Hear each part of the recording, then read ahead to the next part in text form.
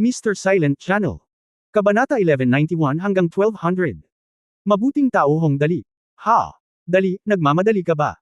Matapos marinig ang mga salita ni Hong Dali, sumugod si Tang Moxon, ano ang nangyayari? Napakahigpit ng oras. Magsisimula na ba tayo? Masikip talaga ang oras. Tumango si Hong Dali. Tumango, okay, umalis muna tayo at pumunta muna sa Zayan Lake. Habang sinasabi niya ito, lumingon si Hong Dali at sumulyap kay Qingluan at sinabing, Sister Qingyao, mauna na tayo at bumalik kapag may oras tayo. Well, go. Halika, mag-ingat ka sa daan.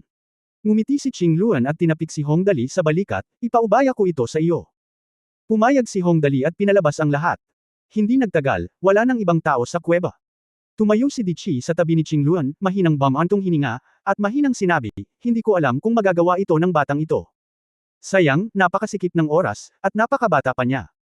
Hindi mahalaga ang mga iyon.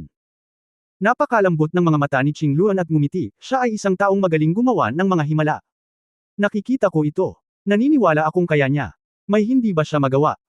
Oo, haha, mas gamaan ang pakiramdam ko pagkatapos kong marinig ang sinabi mo. Okay, babalik ako ngayon. See you next time. Xianling Star, Zayan Lake. Ang Zayan Lake ngayon ay may maaliwalas na kalangitan, dalisay na tubig, at maraming ibong tubig na masayang nangangisda sa lawa. Ibang-iba ang eksena noong unang dumating dito si Hong Dali. Si Hong Dali ay nakatayo sa tabi ng lawa, ikinulong ang kanyang mga kamay na parang trompeta, at sumigaw ng malakas, Brother Wu Wei, nandito ako para makita ka. Ang boses na ito ay napakalakas na ito ay bumulaga sa hindi mabilang na mga ibon ng tubig, na sumisigaw at lumipad sa kalangitan. Boom! Nagkaroon ng malakas na ingay, at isang berdeng figure ang bumaril diretso sa langit mula sa tubig. Nagpusada sa langit, naghihintay na makita ang figure sa ibaba. Bigla siyang humagalpak ng tawa, at ang kanyang boses ay nagulat sa mundo, ha, si Kuya Dali ang pumunta sa akin. Kuya, kumusta ka kamakailan? Okay, ang galing mo, nagmamadaling lumapit si Hong Dali na may nakakalokong ngiti. Pumunta siya sa harap at sinabi, Brother Wu Wei, narito ako para hilingin sa iyo na bigyan mo ako ng pabor. Magagawa ba ito? Oo. Siyempre, sabihin mo sa akin, ano ito?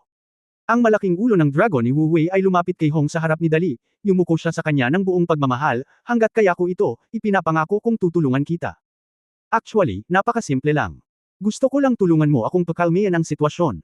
Sinabi agad sa kanya ni Hong Dali ang bahagi ng plano ay sinabi kay Wu Wei, at nakinig si Wu Wei. Tumango siya, walang problema, umalis na tayo. Habang sinasabi niya iyon, isang asul na liwanag ang kumislap, at si Wu Wei ay dumiretso sa langit, nabasag ang mga ulap, at nawala sa paningin sa isang kisap mata. Ang bilis talaga nitong si Kuya, hehe. Okay. Lahat, tara na. Sumakay na tayo sa spaceship. Binati ni Hong Dali ang lahat. Handa nang umalis. Sa kalawakan, sa loob ng mga sasakyang pangkalawakan na nagdadala ng mga alipin. Ang mga dwarf ay isang napaka-mahiwagang lahi. Ang lahi na ito ay nagmula sa eroplano ng Mahika. Mahilig silang mag-imbento ng iba't ibang maliliit na bagay mula nang sila ay ipinanganak at naging matino. Ang bawat may sapat na gulang na dwarf ay mag-imbento ng isang malaking bilang ng mga kapaki-pakinabang at walang silbi na mga bagay. Para sa lahi na ito, ang imbensyon mismo ay isang napakasayang bagay. Kung ang mga bagay na naimbento ay kapaki-pakinabang o hindi, ito ay wala sa kanilang pagsasaalang-alang. Ang mga ito ay halos 1 metro lamang ang taas, at ang kanilang nabuong utak ay nagbibigay sa kanila ng mga ulo na halos 1/4 ng kanilang taas. Bilang miyembro ng dwarf race, naintindihan ni Rago ang dalawang bagay mula nang siya ay isilang. Una, upang iwasang mahuli ng mga taong iyon, at pangalawa, upang mag-imbento. Bago siya mahuli, gumawa siya ng hindi mabilang na magagandang gadget, na may iba't ibang mga function, ngunit ang lakas ng pag-atake ng mga props na nilikha niya ay madalas na hindi mataas. Siya ay kasalukuyang na-rate bilang isang senior na tagagawa ng Gnomish Engineers Union, ngunit ang potensyal ay napakataas syempre. Ang premise ay hindi ka mahuhuli. Malinaw, nahuli siya, at pagkatapos na mahuli, siya ay ipinagbili bilang isang alipin. Sinasabing ang bagong may-ari ay isang alibughang nagngangalang Hong Dali, at hindi niya alam kung ano ang gagawin niya sa kanya sa hinaharap. Ngayon ay isa lang ang hiling ni Logger, ibig sabihin, kung mamamatay na talaga siya, sana ay mabilis siyang mamatay, para kahit papano ay hindi na ito masyadong masakit. Ang iba pang mga alipin sa spacecraft ay malinaw na wala sa isang napakahusay na estado ng pag-iisip, at silang lahat ay nanlulumo. Ang hindi tiyak na kinabukasan ay nangangahulugan na wala na silang kahit isang kislap ng pag-asa. Kung tutuusin, bilang isang alipin, lalo na ang isang alipin mula sa ibang mga dimensyon, ang pag-iwas sa pagpapahirap hanggang sa nilalaman ng iyong puso ay itinuturing na isang pagbubukas ng mata. Kung tungkol sa pagbabalik ng kalayaan, ang ganoong bagay ay hindi maiisip. Bored na nakaupo sa lupa si Rag, nang may isang duwende na nakalusot. Ang mga goblins, tulad ng mga dwarf, ay isang maikling lahi, mga 1.2 hanggang 1.4 metro lamang ang taas, ngunit sila ang may pinakamalakas na pagnanais na lumaban sa lahat ng lahi. Inaalay pa nila ang sarili nilang buhay para sa pakikipaglaban. Kasabay nito, mahilig silang mag-imbento ng iba't ibang bagay. Mga pampasabog, lahat ng uri ng marahas na sangkap. Sa kanilang eroplano, halos higit sa 80% ng mga mapanganib na kalakal ay nagmumula sa lahi na ito, na may walang kapantay na fecundity. Masasabing sa eroplanong iyon, kung saan may buhay, mayroong mga duwende. Hoy, tao, tanong ng duwende kay Rogu sa mahinang boses, maaari mo ba akong bigyan ng pabor? Gusto kong pasabugan ng spaceship na ito. Mahilig ka pa rin sa mga pagsabog, malungkot na sabi ni Rogu, wala akong tools, tool, alam mo ba? Wala akong magagawa kung wala ang mga tool. At hindi namin alam kung ano ang mangyayari sa oras na ito, paano ka namin matutulungan? Dahil hindi natin alam ang hinaharap, kaya kailangan nating pahalagahan ang kasalukuyan. Umupo ang duwende sa tabi ni Rag at nakangiting sinabi, hindi mo ba naisip, kung maaari kong pasabugan ng spaceship, isipin mo na lang na ang spaceship ay biglang magiging isang bola ng apoy sa universo, at ang gayong eksena ay magiging kakilakilabot. Hindi ba ito kamanghamanghang? Alam kong mamamatay tayo ng malungkot, Gordon. Galit na sinabi ni Rogo, tingnan natin kung ano ang plano ng bagong may-ari na ito kung bibili siya ng napakaraming alipin. Kung gagawin natin, susubukan kong tulungan ka. Naayos na. Si Goblin Gordon ay labis na nasiyahan sa saloobin ni Logger. Agad namang naghintay ang dalawa. Hindi nagtagal, nagsimulang lumitaw ang kaluskos ng agos ng kuryente sa buong malaking espasyo ng barkong alipin. Pagkatapos ay binuksan ang holographic projection, at ang mukha ng isang batang tao ay lumitaw sa harap ng lahat ng mga alipin. Kumusta sa lahat? Ang binata ay mukhang napakabait at nakangiting sinabi, hayaan mo muna akong magpakilala. Ang pangalan ko ay Hong Dali, at ako ang iyong bagong amo. Well, mangyaring huwag matakot. Napakadali ko pa ring kausap. Nangangako ako na hindi kita aapihin, mangyaring makatiyak. Maganda ang unang impresyon. Tumango si Gordon na may kasiyahan, at least mukhang kasiya siya sa mata. Nagpa siya kung huwag munang pasabugan ng spaceship at tingnan kung ano ang plano niyang gawin. Ang destinasyon ng lahat sa pagkakataong ito ay isang magandang unmanned star. Ang bagong may-ari na si Hong Dali ay nagsimulang maglaro ng impormasyon tungkol sa isang planeta. Ang planetang ito ay may diameter na 60,000 kilometro, magandang kapaligiran, at mayamang species. Sa kasalukuyan ay walang mga matatalinong nilalang na naninirahan dito. Inilagay ko ang lahat dito dahil sa pangangailangan. Tinutulungan ako ng lahat na itayo ang planetang ito. Sa tingin ko hindi naman ito masyadong masakit, tama ba? Nagsusumikap, nagkibit-balikat si Goblin Gordon, papayagan mo ba akong magtali ng mga pampasabog at maghukay ng mga bundok? Malamang, sabi ni Rag. Gayunpaman, ikaw ay nagkakahalaga ng 800,000 mga barya sa galaxy. Napakasayang kung tretuhin ka bilang isang buhay na bomba. Okay, tama ka, biglang ngumiti si Gordon. Bigla kong nalaman na ang yumaman ay isang napakagandang bagay, haha. Sa oras na ito, patuloy na sinabi ni Hong Dali. Siyempre, ako ay isang mabait na master. Pagdating ng lahat, ang pangunahing gawain ay nandoon. Habang nagtatayo ng lungsod. Ang sweldo ay 2 galactic coin para sa 10 oras ng pagtatrabaho, at magkakaroon ng isang araw na pahinga para sa 7 araw sa isang linggo. Kung magtrabaho ka ng 10 taon, maaari mong maibalik ang iyong kalayaan. Maaari kang manatili o umalis ayon sa gusto mo. Oo, hindi ko ito pipilitin. O siya nga pala, kung gusto mong mag-practice ng martial arts, magagawa mo rin. Kung successful ka sa martial arts, pwede kang bumalik sa kalayaan ng maaga. Pero may kondisyon, ibig sabihin, hindi pwedeng ma-delay ang normal na oras ng trabaho. Pakisuyong ito. Pagkasabi nito, nagsimulang magsalita si Hong Dali tungkol sa iba pang walang kwentang kaayusan. Ang mga alipin sa ibaba ay tulala lahat. Dahil narinig nila ang isang salita na kanilang hinahanap-hanap. Libre.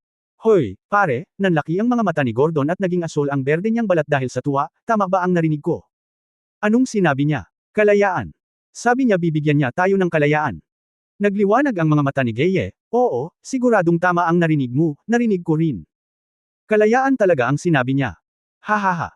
Hanggat 10 taon, maaari tayong magkaroon ng kalayaan. Diyos. Ito lang ang pinakamagandang bagay na narinig ko sa buhay ko. Purihin ang Diyos, purihin ang bagong Panginoon. Mabuhay ang bagong Master. Siyempre, hindi lang siya ang may parehong ideya. Di nagtagal, ang lahat ng mga alipin sa spacecraft ay nasa mataas na espiritu. Malakas siyang sumigaw, mabuhay ang bagong Master. Mabuhay Hong Dali. Mabuhay ang kalayaan.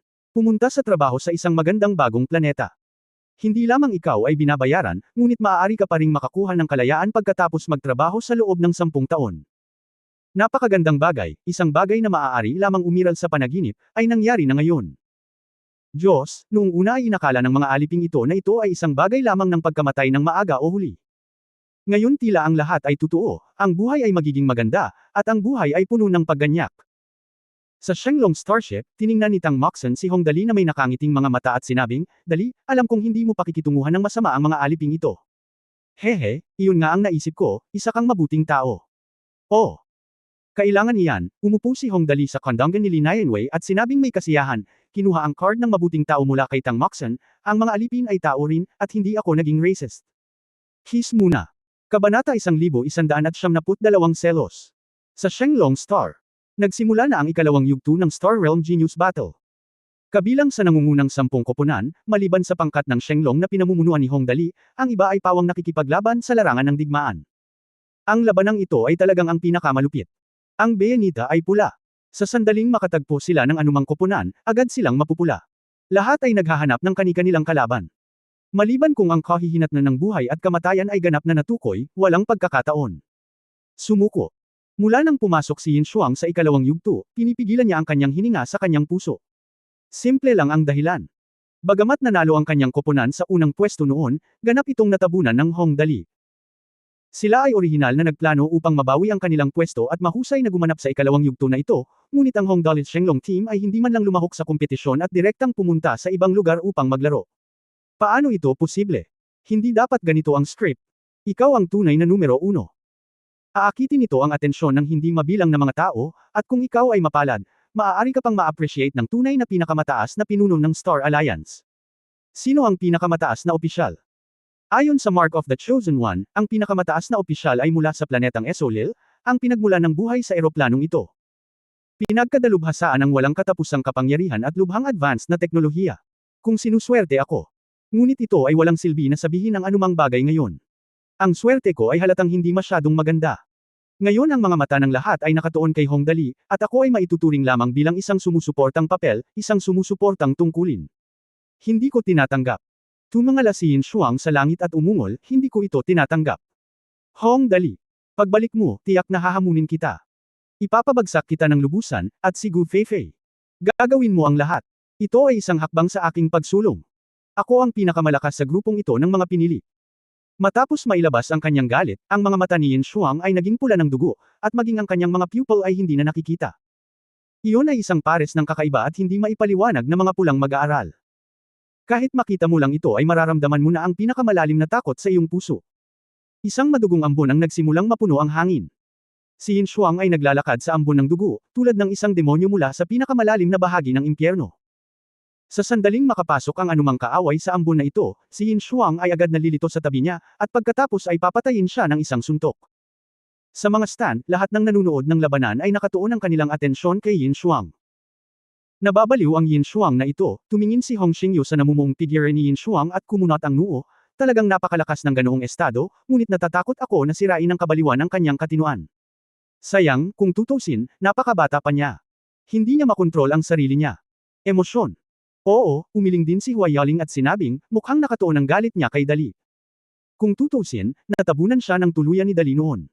Okay lang maging pangatlo, pero siya ang pinakamakapangyarihan at pangatlo, na hindi katanggap-tanggap. Ang kaluwalhatian na orihinal na pag-aari niya ay sa wakas ay inalis ng isang tao na hindi mabilang na mas mahina kaysa sa kanyang sarili. Ang ganitong uri ng bagay ay ang pinaka-hindi katanggap-tanggap. Lalo na't ganap na ngayong tina-target ni Yin Shuang si Hong Dali sa kanyang puot, ito ay mas nakakabahala. Mukhang kailangan mong mag-ingat, bahagyang pinaikit ni Hong Xingyu ang kanyang mga mata at umiling, ang kapangyarihan ng selos ay walang hanggan. Ang selos ay nakakabaliw sa mga tao, nagagawa ang mga tao na hindi makita ang sitwasyon ng malinaw, at maging sanhi ng pagkawasak ng mga tao. Talagang umaasa ako na babalik lang si Xiao Guaiguai. Kung matatalo ka, matatalo ka. Mas mabuti na ang kaaway ng walang dahilan. Tumanggaw din si Hua Yaling at sinabing, mayroon pang 2 laro na darating. Pinakamabuting aminin na lamang ni Dali ang pagkatalo sa pagkakataong ito at huwag nang makilahok sa hinaharap. Ang Yin Shuang na ito ay napakalakas, at ang pinakamahalaga ay ang pinili ay may malaking puwang para sa paglago sa hinaharap. Masyadong hindi patas na ibalik ang ganoong kalakas na kalaban. Ito ay isang magandang deal, bakit hindi na lang maging kanyang alibughang anak? Sa katunayan, malaki pa rin ang tiwala ni Hua Yaling sa Hong Dali. Bagamat napakalakas ng Yin Shuang na ito, maaaring hindi siya manalo kung talagang lalaban siya kay Hong Dali. Ngunit ang problema ay nasa maraming mga kaso ay hindi na kailangang gumawa ng gayong hindi maipaliwanag na mga kaaway. Ang pinakamagandang pagpipilian para sa kanilang dalawa ay ang panatilihing hiwalay ang mga bagay sa isa't isa. Ang isa pang bagay ay mas masahol pa sa isang mas kaunting bagay. Sino ang puspos at handang mamuhay sa takot sa buong araw? Oo, umaasa ako na ang pagunlad ng sitwasyon ay hindi magiging lampas sa ating kontrol, bamantong hininga si Hong Xingyu, kung hindi ito gagana, maaari lang akong kumilos at palihim na tulungan ang ating munting sinta na malutas ang problema. Tila gusto talaga ni Hong Xingyu na personal na kumilos, sumimangot sandali si Hua Yalan, at sa wakas ay bamantong hininga, mukhang ito lang ang paraan. Gaano ka kay-tiwala? 7 puntos.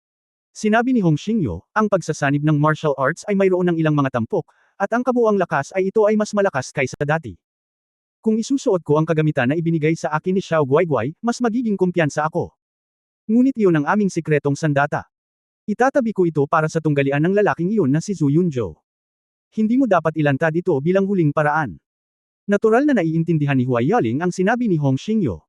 Ang trump card, ang halos walang talo na set ng kagamitan, ay ang trump card ni Hong Xingyu. Kung tutusin, matanda na siya. Kahit na ang martial arts integration ay matagumpay, ang saklaw ng pagpapabuti ay magiging limitado at hindi tataas ng walang limitasyon. Sa oras na ito, ang kahalagahan ng kagamitan ay ganap na naaninag, kaya sinabi ni Hong Xingyu na siya ay 70% lamang ang sigurado. Tingnan muna natin, tumanggo si Hua Yaling, maaaring may ibang ideya ang aking munting sinta, ngunit hindi ako sigurado. Sa kabilang side ng stand, tinitigan ni Bei Mingxian si Yin Shuang sa field. Ngunit puno ng pag-asa ang mukha niya. Pagkakataon, dahil nakakita siya ng isang napakabihirang pagkakataon. Parang tinutulungan ako ng Diyos, ang mukha ni Bei Mingxian ay naging mabangis, ang kanyang mga mata ay kumikinang sa lilang kidlat, at tuwang-tuwang sinabi niya, itong Yin Shuang ay nagseselos. Nagseselos. Nagseselos. Nakakabaliw ito sa mga tao, at nagagawa nito ang mga tao na magkaroon ng hindi maisip na kapangyarihan. Sa katunayan, ang paninibugho ay isang nakakatakot na puwersa. Si Zhu Yunzhou, na nakaupo sa tabi niya, ay halatang mas maganda kaysa dati, na may bakas ng galit sa kanyang mukha. Kakaibang pula, tumanggo siya at sinabing, maaaring gamitin ang Silver Frost na ito. Natural iyon, nakangiting sabi ni Bei Mingxian, nga pala, Lao Zhu, kumusta ka nitong nakaraang 2 araw? Napakagaling. Mahinahong sabi ni Zhu Yunzhou. Sagot niya saglit at saka hindi na nagsalita. Mabuti yan, tumanggo si Bei Mingxian at patuloy na tumingin sa field. Sa larangan ng kompetisyon sa oras na ito, si Yin Shuang ay halos ganap na napatay. Ang sinumang makakilala sa kanya ay walang puwang upang lumaban at tuluyan na niyang mapapatay sa isang galaw. At hindi nagtagal, naging masigla si Bei Mingxian at nagulat na sinabi, nagkita sina Yin Shuang at Yu Maming. Ang dalawang taong ito ay palaging hindi mapaghihiwalay sa isa't isa, sinimulan din ni Zhu Yunzhou na maingat na manood, tingnan mo silang dalawa, kung sino ang mas malakas. Yu Maming, nagkita na tayo sa wakas. Si Yin Shuang, na may pulang dugong mga mata, ay nakatitig sa harap niya. Isang malupit na ngiti ang ipinakita ng kalaban sa kanyang mga labi. Yu Maming, palaging itinuturing siya ni Yin Shuang bilang isa sa kanyang pinakamalaking kalaban mula nang siya ay lumahok sa Star World Genius Battle na ito. Yin Shuang. Nakatayo sa malayo sa labas ng pulang ambon, tinanggal ni Yu Maming ang sandata sa kanyang likod, itinuro si Yin Shuang, at dahan-daang sinabi, alam kong malakas ka noon pa man, ngunit hindi ko inaasahan na magiging ganoon kalakas ka. Magiging ganoon kalakas. Mas mabuting makipaglaban sa malakas, na mas makabuluhan para sa aking pangunawa sa swordsmanship. Napangiti ng masama si Yin Shuang, ano ang silbi nito sa dagwang lupain ko? Ang lahat ng nasa harapan ko ay isang patong na papel lamang. Kailangan ko lang itong sandutan ng bahagya at ito ay masisira. Kailangan mong kumilos upang malaman kung ito ay masisira. Isang pagsabog ng pilak na liwanag ang lumabas mula sa katawan ni Yu Maming, at iwinagayway niya ang higanteng espada sa kanyang kamay, mabangis. Sa isang malakas na sigaw, break ang sky slash. Nang matapos ang sigaw, hinawakan ni Yu Maming ang higanteng espada sa kanyang kamay, at isang kulog ang sumabog, na tumama sa dulo ng espada. Pagkatapos, hinigpitan ni Yu Maming ang kanyang hawak sa higanteng espada sa kanyang kamay at mabangis itong winalis. Ano? Isang nakakasilaw na liwanag ng espada ang nawasak. Ang liwanag ng espada ay hindi nasisira. Ang mga nakapalibot na gusali na espesyal na pinalakas sa larangan ng digmaan ay naputol lahat ng mahawakan nito ang liwanag ng espada, at ang bali ay patuloy na kumikinang nasol ng electric current. Rumble, nagsimulang gumuho ang mga gusali, at pinutol ang lahat ng puno. Dahil si Yu Maming ang sentro, walang gusali sa loob ng radius na 300 metro ang maaaring tumayo ng buo. Nakakatakot na kapangyarihan. Ang mga tao sa stand ay napabuntong hininga ng ilang saglit, maliwanag na hindi ginamit ng Yu Maming na ito ang kanyang tunay na kakayahan noon, napakalaking galaw. Oo, ang sky-breaking slash, ang hangin ay puputulan ng sword energy na ito, tama. Kakilakilabot, napakasama. Bulalas ng mga tao, ngunit ang buong katawan ni Yin Shuang sa larangan ng digmaan ay naging isang pagsabog ng ambon ng dugo, perpektong nakaiwas sa pag-atake ni Yu Maming, at tumawa, hahaha. Yu Maming, ito lang ba ang mayroon ka? Ang iyong mga pag-atake ay hindi makakasakit sa akin. Basta nasa likod ka ng bloody domain ko, kahit anong atake mo ay walang epekto sa akin, haha. Hindi ko alam kung paano lumitaw ang kulay dugong field ni Yin Shuang. Maaari itong aktwal na lumipat sa pagitan ng virtual at real sa isang iglap. Napakalapit nito sa itim na ambon ni Kong. Gayunpaman, kitang-kita na ang kulay dugo na patlang ni Yin Shuang ay mas naiiba kaysa sa itim na ambon ni Kong. Mas malakas, mas nakakasakit. Anong uri ng sikreto ang tinatago nitong Yin Shuang? Umupo si Kong sa mga kinatatayuan, tinitingnan ang ambon ng dugo kung saan naging si Yin Shuang, sumimangot ng malalim, ang ambon ng dugo na ito ay napakalapit sa aking itim na ambon, ngunit halatang mas malakas ito. Parang ngayon lang niya nabanggit ang kaharian. Ito kaya ang kaharian. Noon pa man ay may misteryosong kaharian sa mga pinili. Ang kaharian na iyon ay tinatawag na isang kaharian. Kapag naiintindihan ng sinumang piniling tao ang kapangyarihan ng kaharian, siya ay magiging lubhang makapangyarihan. Sa field, halos hindi magagapi. Hindi katakataka na si Yin Shuang na ito ay sigurado sa tagumpay, talagang naunawaan niya ang kapangyarihan ng domain. Umiling si Kong at mapait na ngumiti, mukhang hindi niya kalaban si Yu Maming. Oo naman, pagkatapos magsalita ni Kong, sa larangan ng digmaan, sa loob, halos nagamit na ni Yu Maming ang lahat ng kanyang mga pakulo, ngunit laban kay Yin Shuang, lahat sila ay hindi epektibo at sa huli ay natalo siya. Kabanata 1173 Hong Dali. Hong Dali. Sa larangan ng digmaan, ang lugar kung saan nag-away sina Yin Shuang at Yu Maming ay desyerto. Hindi mabilang na mga gusali ang gumuho, at walang gusali sa buong eksena ang buo. Lahat sila ay pinutol ng sword energy ni Yu Maming. Ngunit kahit ganoon, hindi pa rin napanalunan ni Yu Maming ang huling tagumpay. Talagang napakalakas mo, Yu Maming, na malubhang nasugatan, lumuhad sa isang tuhod, huminga ng malalim, at dahan-daang sinabi, mas malakas kaysa sa sinumang nakita ko. Talagang pinagkadalubhasaan mo ang larangan. Hindi ako kasing husay mo sa bagay na ito. Hahaha, field, matagal ko nang pinagkadalubhasaan ang field. Matapos manalo sa huling tagumpay, tumayo si Yin Shuang sa larangan ng digmaan at sumigaw sa langit, ako ang una. Ako ang tunay na hari.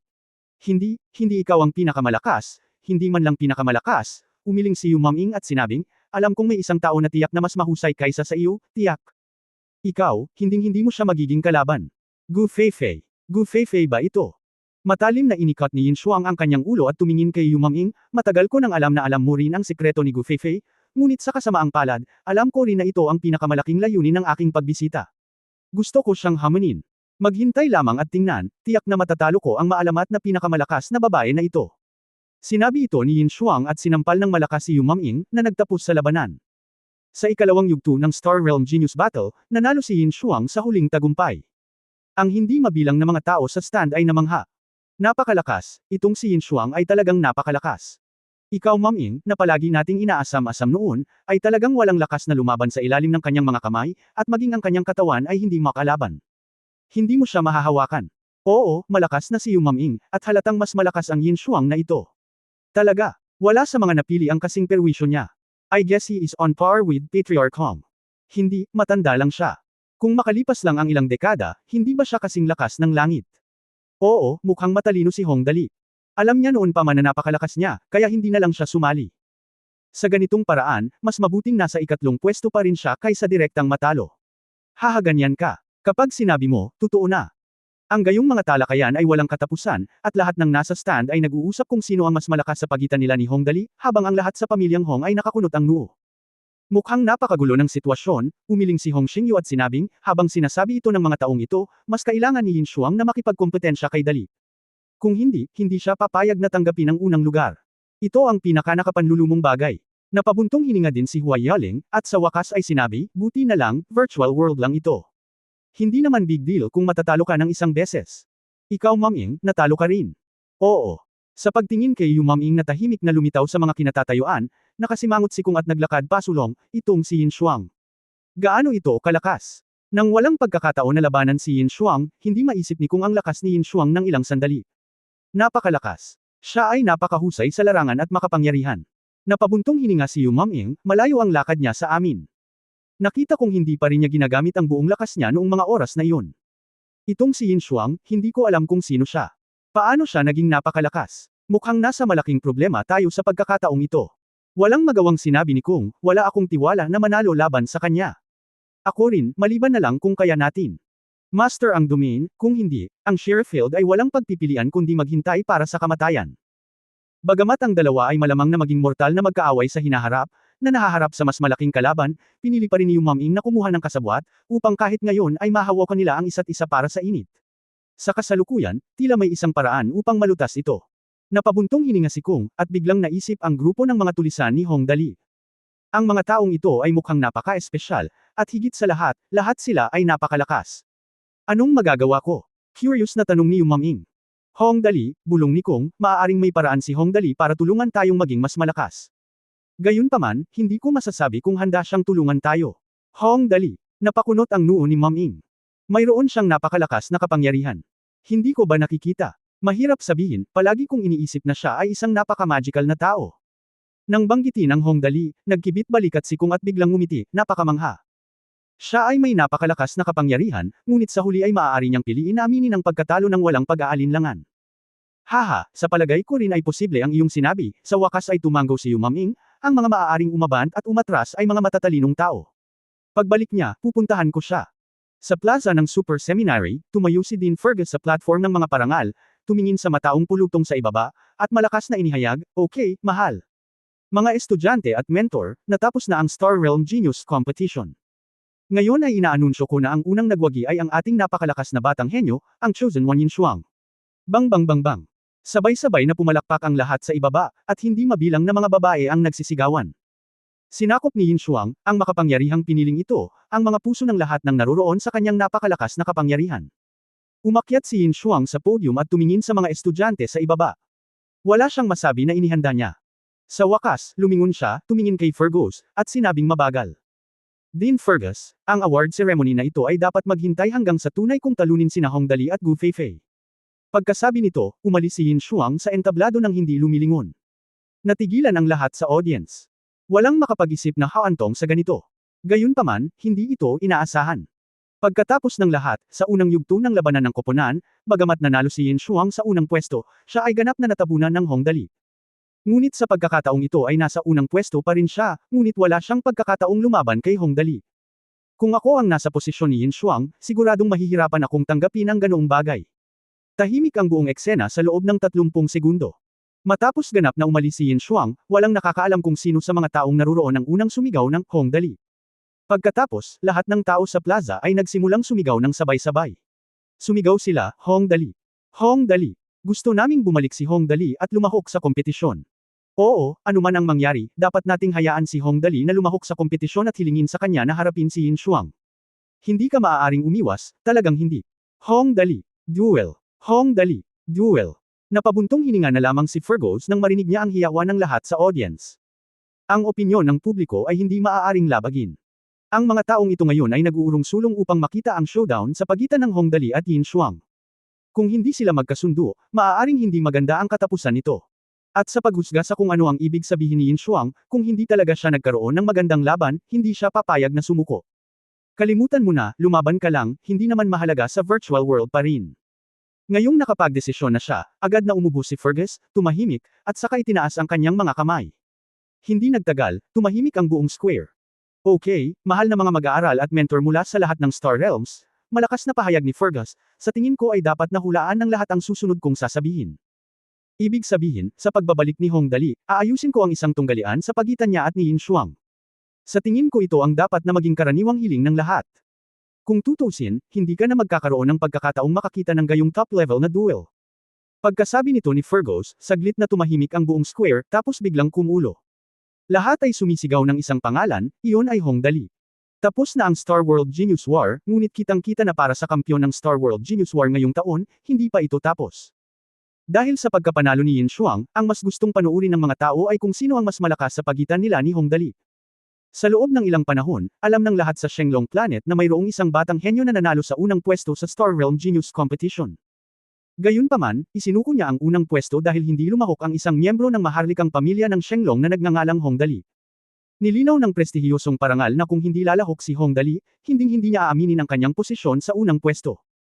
Karaniwang pinag-uusapan ng mga pangunahing pamilya sa planetang Shenglong kung sino ang mas makapangyarihan sa paparating na showdown sa pagitan ng Hong Dali at Yin Shuang. Ang reputasyon ng dalawa ay kumakalat sa buong planeta sa isang iglap, at ang mga tao ay karaniwang nangangailangan ng isa kapag nagkita kami, ang unang bagay na sasabihin namin ay, nakapustahan ka na ba ngayon? Pagkatapos ay mabilis na tumango ang kabilang partido, oo. Si Yin Shuang. Haha, ang mga bayani ay nakikita ang parehong bagay, at gayon din ako.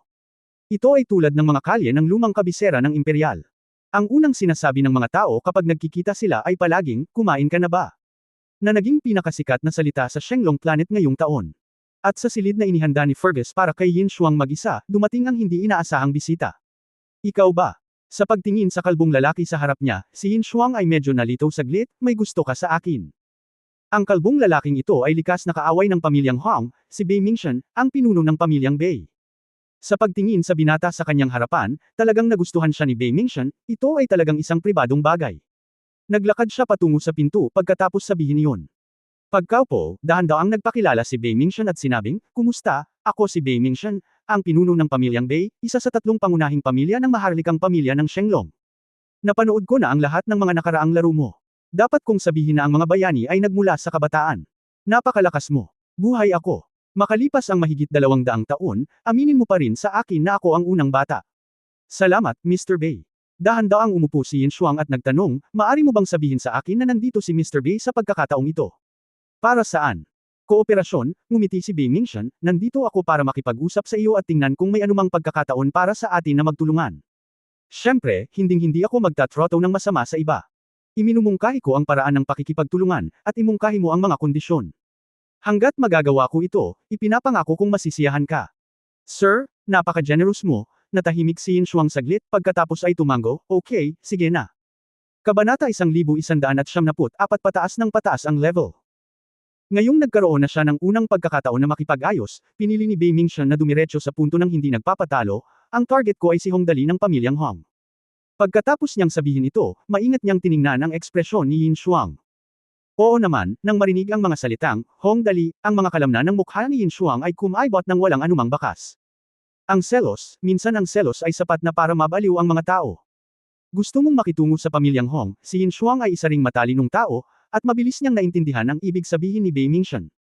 Ang pamilyang Hong ay isa sa 3 pangunahing pamilya sa Shenglong Star Realm. Ang sinumang hindi bingi ay natural na makakaalam nito. Bilang isa sa parehong 3 pangunahing pamilya, kailangang harapin ng pamilyang Bei ang Hong Dali, at ang layunin ay malinaw. Tama iyan. Walang itinago si Bei Mingshan at nakangiting sinabi, "Hindi mo na kailangang tanungin ang partikular na dahilan, at hindi ko na kailangang sabihin sa iyo. Anyway, hindi ka na magtatagal sa ating planeta ng Shenglong. Ang mga panahong ito lang ang iniisip ko. Mula ngayon hanggang sa matapos ang exchange meeting na ito, hindi ito magtatagal, kalahating buwan lang, paano?" Ang kalahating buwan ay talagang hindi isang mahabang panahon, at ito ay lilipas sa isang kisap mata. "Sabihin mo sa akin kung ano ang gusto mong gawin ko. Hindi ko talaga gustong masangkot sa mga alitan sa pagitan ng iyong mga pamilya." Sumimangot si Yin Shuang at nag-isip sandali, pagkatapos ay sinabi sa malalim na boses. "Kung tutuusin, hindi magandang bagay para sa mga pamilya, lalo na sa mga higanteng grupo tulad ng 3 malalaking pamilya, na makisali sa mga pakikibaka sa pagitan nila. Napakasimple ng kahilingan ko," ngumiti si Bei Mingshan at sinabing, "Susunod, hintayin mong bumalik si Hong Dali at talunin siya. Hindi mo kailangang mag-alala sa anumang kahihinatnan. Matutulungan kitang maayos ang mga bagay na iyon. Kailangan ko lang na talunin mo si Hong Dali. Gawin mo lang ng masigla. Ganon ba ka-simple?" Biglang natarante si Yin Shuang. Alam ng lahat na plano niyang gumawa ng aksyon laban kay Hong Dali. Ginamit ba ito ni Bei Mingshan na halos isang foregone conclusion bilang isang kondisyon para sa pakikipagnegosasyon sa kanya? "Huwag maliitin si Hong Dali." Ngumiti si Bei Mingshan at umiling, "Hong Dali, ayon sa aking obserbasyon, ay napakapambihira. Kung minamaliit mo ang kalaban, ikaw ay magiging sobrang depressed. Paano na? Basta sumasang-ayon ka, kami Bei you can choose whatever you like from the family's arsenal, and I can give it to you." Maaaring pumili si Yin Shuang mula sa arsenal ng pamilyang Bei, isa sa 3 pangunahing pamilya, at hindi lang iyon, basta gusto niya ito. Maaari mo itong ibigay sa kanya. Mga ganitong kondisyon. Natatakot ako na walang makakatanggi lalo na sa sandaling ito, tiyak na hindi magiging basura ang mga gamit sa arsenal. Hindi lamang sila basura, ito rin ay may pinakamataas na kalidad. Kung hindi, ang isang patriarch ng pamilya tulad ni Bei Mingxian ay malamang na mawala sila. Hindi ko kayang bayaran ng taong iyon. Okay, pumayag ako. Saglit na nag-alinlangan si Yin Shuang. Agad naman siyang tumango at pumayag. Ang kanyang target ay hindi lamang si Hong Dali, kundi pati na rin si Gu Feifei. Bagamat ang kanyang sariling lakas ay napakalakas na, si Yin Shuang ay ganap na walang tiwala sa pagharap sa halos hindi magagapi na si Gu Feifei. Sa oras na ito, kung mapapalakas mo ang iyong sarili sa pamamagitan ng isang punto, natural na makakakuha ka ng isang puntos. Tiyak. Ang susi ay, hindi na kailangang makaramdam ng anumang psikolohikal na pasanin, hanggat babalik si Hong Dali. Gusto lang niyang maghamon. Walang pagkakaiba sa pagitan ng mga kondisyon at kondisyon ng pamilya Bei. Haha, buti naman. I wish you a happy cooperation. Inabot ni Bei Mingxian at tinapik ang balikat ni Yin Shuang at nakangiting sinabi, huwag kang mag-alinlangan tungkol dyan. Ngayon sumama ka sa akin para pumili at tingnan kung mayroong anumang kagamitan na gusto mo. Sa universo, si Hong Dali at ang iba pa ay patungo sa magandang planetang iyon na walang nakatira. Dali, ano ang susunod nating gagawin? Umupo si Tang Moxon sa tabi ni Hong Dali, ang kanyang mapuputi at malambot na mga binti ay nakaunat ng diretso, ang kanyang maliliit na paa ay nakalawit pa rin doon. Ano ang iyong malaking plano? Well, tama. Humigop ng inumin si Hong Dali, kontentong bamantong hininga, at nakangiting sinabi, napakahalaga ng planong ito, hehe, malalaman mo pagdating ng panahon. Napakasaya. Naiintindihan. Tumango si Tang Moxon. Sa pangkalahatan, kung nais ni Hong Dali na gumawa ng isang bagay na malaki, tiyak na hindi ito magiging masama.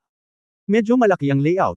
0, sabi ni Hong Dali, habang kontentong nakatingin sa hari ng demonyo na nakaupo sa sofa at bamantong hininga, malamang mahihirapan ka kapag nakarating na tayo sa lugar. Ginawa ko lang ang math at kulang ang lakas natin, hehe. Walang problema, young master, ito ay 10,000 taon na, tama ba? Ang pakiramdam na pinigilan ng iyong ulo sa kailaliman ng apoy ay napakabaliw. Ngayon na sa wakas ay mayroon na akong katawan muli, maaari na akong umupo, humiga, uminom at kumain ng komportable. Ang pakiramdam na ito ay kahanga-hanga. Kaya't ang Demon King ay nasa napakagandang kalagayan, kung kailangan mo ng anumang tulong mula sa akin, magtanong lamang, ipinapangako kung magiging maayos ito. Hehe, syempre hindi ka magiging magalang. Sinabi ni Hong Dali na may masayang ngiti, hindi ba't sinabi mo na noon? Kung gusto mo ang mga demon refining tool ay dapat gumamit ng katawan ng mga tao mula sa iyong angkan ng demonyo. Sa dinami-dami ng mga alipin na binili ko sa oras na ito, mayroon bang angkop? Si Hong Dali ay bumili ng napakaraming alipin mula sa iba pang mga eroplano, bahagyang para sa pagpapatupad. Ang kanyang malaking plano, sa kabilang banda, plano rin niyang kumuha ng ilang mga sandata ng demonyo sa daan. Ang dami niyang tanga. Pinipino ng hari ng demonyo ang mga sandata ng demonyo para sa bawat tao. Well, ang isa para sa bawat tao ay medyo masyadong maliit, kaya 2 set para sa bawat tao, 1 set para sa bawat tao. Para sa pagsusuot, palitan ng ibang set. Anyway, walang silbi ang ganyang kalaking ulo ng demonyo kung hindi mo gagamitin. Talagang hindi ko pa ito tinitingnan, tumayo ang Demon King, naghihintay na tingnan ko. Sabi niya habang naglalakad papunta sa computer at nagsimulang maghanap. Mayroong humigit kumulang 1,000,000 mga alipin sa batch na ito ng iba pang mga eroplano, at ang mga mula sa eroplano ng demonyo ay nagkakahalaga ng halos 120, na halos 50,000. Dahil ang mga presyo ng mga alipin sa ibang mga eroplano ay medyo mataas, sila ay naitala ng mas maingat. Hindi nagtagal, natagpuan ng hari ng demonyo ang impormasyon tungkol sa mga alipin sa eroplano ng demonyo. Bueno, ang kalidad ng mga alipin ito ay tila maganda, sabi ng hari ng demonyo. Bamantong hininga ang hari habang lumingon, maganda ang basic physical fitness, pero nakakalungkot na hindi natin na-practice ang skills ng Demon Clan natin. Ang kabuuang lakas ay maaari lamang ituring na umaasa sa likas na pisikal na kondisyon. Hindi ito mas mahusay kaysa sa mga ordinaryong tao. Halos hindi ito magagamit. Gusto ko lang magsanay. Malamang na mas mahirap gumawa ng mga high-end na armas ng demonyo. Mabilis na nakakuha ng atensyon ng iba ang pag-uusap ng dalawa. Si Tang Moxon ay lihim na tumabi kay Gu Feifei, na kumakain at umiinom, at nagtanong sa mahinang boses, Sister Feifei, ito. 0, pinag-uusapan mo ang tungkol sa pagpino ng mga sandata ng demonyo, siya ba ay mula sa eroplano ng demonyo? Si Gu Feifei ay makapangyarihan at may kaalaman, kaya si Tang Moxon ang unang nagtanong sa kanya. Kung hindi ako nagkakamali, casual na sumulyap si Gu Feifei sa Demon King at dahan-daang sinabi, ang taong ito ay dapat ang Demon King sa Flame Abyss. Naaalala mo ba ito? Oh, tama, hindi ka pumunta sa oras na iyon. Pagkatapos ay nagsimulang ipakilala ni Gu Feifei kay Tang Moxon, sa madaling salita, ang taong ito ay isang dakilang Diyos sa eroplano ng demonyo. Siya ay napakalakas. Nakipag-away siya sa Flame Dragon King na si Anebreta sa loob ng ilang buwan, at sa wakas ay namatay na magkasama. Siya, nakakulong ang kanyang ulo sa magma pool sa Yanlong City. Huling pagpunta namin doon para mag-ensayo, nawalan kami ng malay na lalaki na ito, ngunit kinuha siya ni Hong Dali sa hindi malamang dahilan. Ha! Biglang ibinuko ni Tang Moxon ang kanyang bibig sa pagkagulat. Pataas-taas na yata ang level ng bastos ni Hong Dali. Nagsimula na ba siyang tanggapin ng mga dakilang Diyos ng angkan ng demonyo bilang kanyang bastard? Tulad ng inaasahan, hindi ko ito maitatago sa iyo, sagot ng Demon King habang tinitingnan ang impormasyon ng mga demonyong alipin. Tama ka, maituturing lang akong kaluluwa noon, ngunit mabuti na lang at mabait ang young master at hindi ako pinahihirapan. Nakahanap siya ng perpektong katawan para sa akin, kaya mas naging determinado ako. Anong ideya? Sabay-sabay na tanong ng lahat. Makisama sa young master at tamasahin ang magandang buhay, nakangiting sagot ng Demon King. Agad siyang bumagsak sa lupa habang tumatawa. Labis na natawa si Liang, hahaha, mukhang lalawak pa ang lineup namin ng mga masasamang tao. Napagkasunduan namin in advance. Ako ang second in command sa ilalim ng young master, bawal ka sa posisyon ko. Well, I have to keep this position, and it depends on this bastard. Ako si Dogleg no. 36, sabi ng Demon King na hindi ito mahalaga. Anyway, nabuhay siya ng 10,000 taon, at wala siyang pakialam sa mga pangalang ganoon. Ang makalabas sa mapahamak na lugar na iyon sa Flame Abyss ay ang pinakamagandang bagay. Not to mention such awesome body, so he expressed his indifference, basta ako ang huling rango, hehe, you have to protect me from now on. Sinabi talaga ng demonyong hari na hihingi siya ng proteksyon sa hinaharap, at ang lahat ay biglang nagtawanan muli. Nahanap na, tumawa ang lahat doon, at ang hari ng demonyo dito ay biglang sumigaw, sa wakas, nahanap na, haha, ang mga taong may karne ng baka, isa sa mga paborito kong grupo, ay talagang umiiral.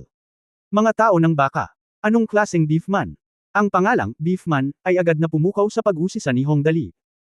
Mabilis niyang tiningnan ito sa screen, nakita niya ang isang malakas na alipin na may ulo at katawan, na nakakuwag ang buntot sa kanyang likuran at ang kanyang mga braso ay halos kasing kapal ng baywang ni Hong Dali, at siya ay halos 2.5 metro ang taas, napakalakas.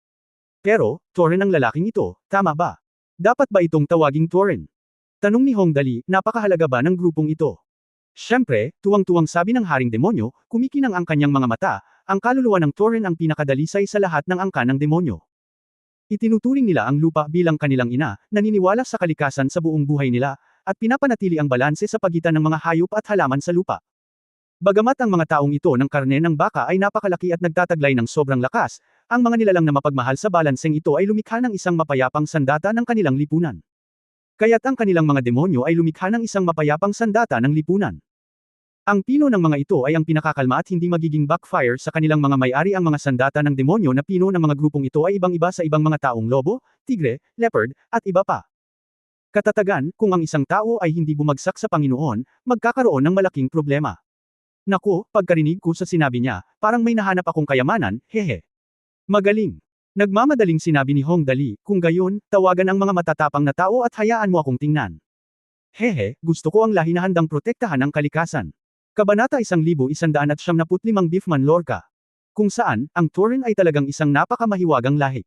Ang kanilang mga katawan ay napakalakas, ngunit ang kanilang pagiging epektibo sa pakikipaglaban ay hindi masyadong mataas, at halos walang mga tao sa buong angkan na nagsasanay ng mga demonyong sining. Pero kung yun lang, hindi naman siguro masasabing magical. Ang talagang nakakamangha ay ang galing nila sa depensa. Kapag ang tribo ay inaatake, madalas silang maputok ng may kakilakilabot na kapangyarihan upang itaboy ang mga mananakop. At sa lalong madaling panahon, dahil sa mga salita ni Hong Dali, sa loob ng kalahating oras, sa kalampag ng mga tanikala, ang taong namamahala sa pagbabantay sa grupo ng mga Torin na alipin ay dinala silang lahat. Mayroong humigit kumulang 100 Torin na alipin sa grupong ito, na talagang isang napakaliit na grupo sa halos 50,000 demonyong alipin. Talagang walang partikular na magandang paraan para gawin ito. Ang pangunahing dahilan ay dahil ang Torin ay humahanga sa kalikasan at mahilig sa kapayapaan, bihira silang magsanay ng mga pamamaraan ng angkan ng demonyo. Sa makatuwid, kapag kaharap ang ibang mga grupo ng angkan ng demonyo, sila ay magdurusa ng gusto mula sa kalikasan, at hindi nakakagulat na kakaunti ang mga ito. Malakas talaga sila. Sa pagtingin sa grupo ng Torin sa kanyang harapan, paulit-ulit na tumanggaw si Hong Dali, talagang napakalakas nila. Nakakalungkot na hindi masyadong malakas ang ganoong kalakas na katawan. Halos lahat ng mga Torin na alipin na ito ay higit sa 2.5 metro ang taas, at ang mas malalakas ay mas malapit sa 3 metro. Ang mga nakaumbok na kalamnan, malalakas na hita, at malalakas na mga kuko ng baka ay nagsasabi sa mga tao kung gaano kalaki ang kanilang likas na pundasyon. Nang kahusayan, sino sa inyo ang pinuno? Tumingin si Hong Dali sa grupo ng Torin at sinabing, tumayo ka at tingnan ko.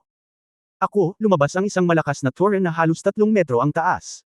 Ang lalaking ito ay nakasuot ng itim na balahibo. Dalawang sungay ang naputol sa kalahati, at ang isang pares ng mga mata ng salagubang ay nakatitig ng mabuti kay Hong Dali. Mukhang kinakabahan siya, ang pangalan ko ay Luoka, at ako ang pinuno nila. Sa panig namin, tinatawag nila akong mandirigma. Nang marinig ang kanyang hanggal na boses, lahat ay masaya, at si Tang Moxon ay tumawa ng labis. Tumakbo at tumingin kay Luoka ng mabuti, at nakangiting sinabi, Dali, itong si Luoka ay mukhang tapat kapag nagsasalita, dapat ay isang tapat na tao, hindi, dapat siyang tawaging honest niyo. Nakakatuwa ang sinabi ni Tang Moxon. Natamba ang lahat na tumatawa. Salamat, Binibini, sa pagsasabi na ako ay tapat at tapat. Nagpahayag ng malaking kasiyahan si Luoka sa mga salita ni Tang Moxon, at yumuko pa kay Tang Moxon sa isang tuhod, sinabi ng aking ina na dapat kong ipahayag ang aking pasasalamat sa sinumang pumupuri sa akin. This kind-hearted cow, haha, medyo interesting. Haha, bumangon ka na. May magandang impresyon si Hong Dali kay Luoka. Sa katunayan, wala siyang intensyon na ituring si Luoka at ang iba pa bilang mga alipin. Direkta siyang tumayo at kumaway sa pinuno ng alipin, maghintay ka. Buksan mo ang kanilang mga tanikala, at pagkatapos ay maaari kang bumalik. Okay, sir. Agad na binuksan ng kinauukulan ang lahat ng kadena ni Luoka at ng iba pa, at pagkatapos ay umatras. Guro. Tinitigan ni Luoka ang kanyang mga mata ng toro kahit na nanlaki ang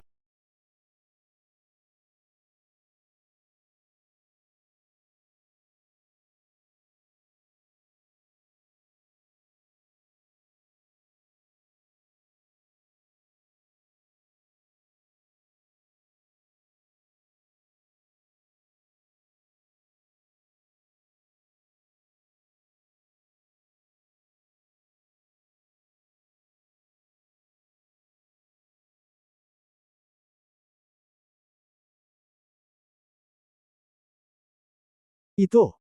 Ngunit mayroon pa rin siyang mga mata na beetroot, at ang kanyang hitsura ay ganap na karapat-dapat sa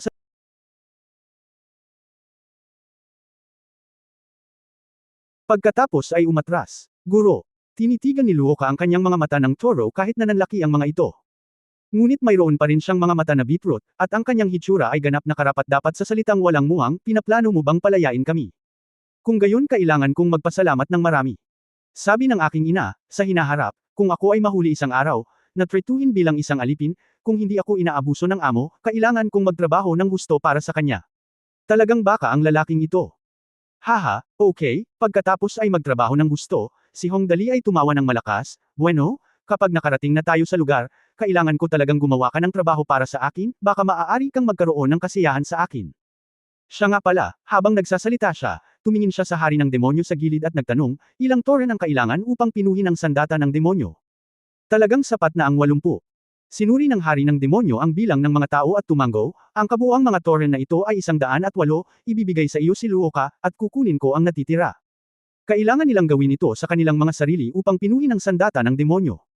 Wala akong lakas ng demonyo sa aking katawan, kaya tiyak na hindi ko ito magagawa sa aking sarili. Mayroon siyang artificial na katawan. Ito ay produkto ng teknolohiya, at tiyak na hindi kayang pinuhin ng kanyang katawan ang mga bagay tulad ng mga sandata ng demonyo. O Diyos ko, alam mo kung paano pinuhin ang mga sandata ng demonyo. Nang sabihin ng Demon King na gusto niyang pinuhin ang mga sandata ng demonyo, muling nabigla si Luoka, sinabi ng aking ina, kung isang araw ay makatagpo ako ng isang Diyos na maaaring magpino ng mga sandata ng demonyo, dapat kang lumuhod at sambahin siya ng maayos. Siya.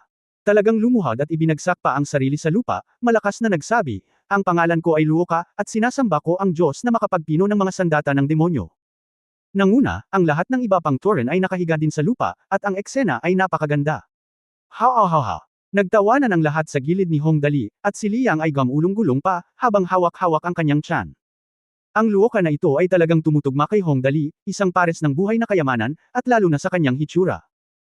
Bumangon ka, namula ang mukha ng hari ng demonyo, talagang pinahiya ng taong ito ang angkan ng demonyo, ako ang binti ng aso ng Young Master number 36. Kung gusto mo siyang sambahin, patatawarin kita.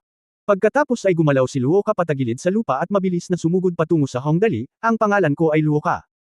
Ang master na sumasamba sa Diyos na maaaring magpino ng mga sandata ng demonyo.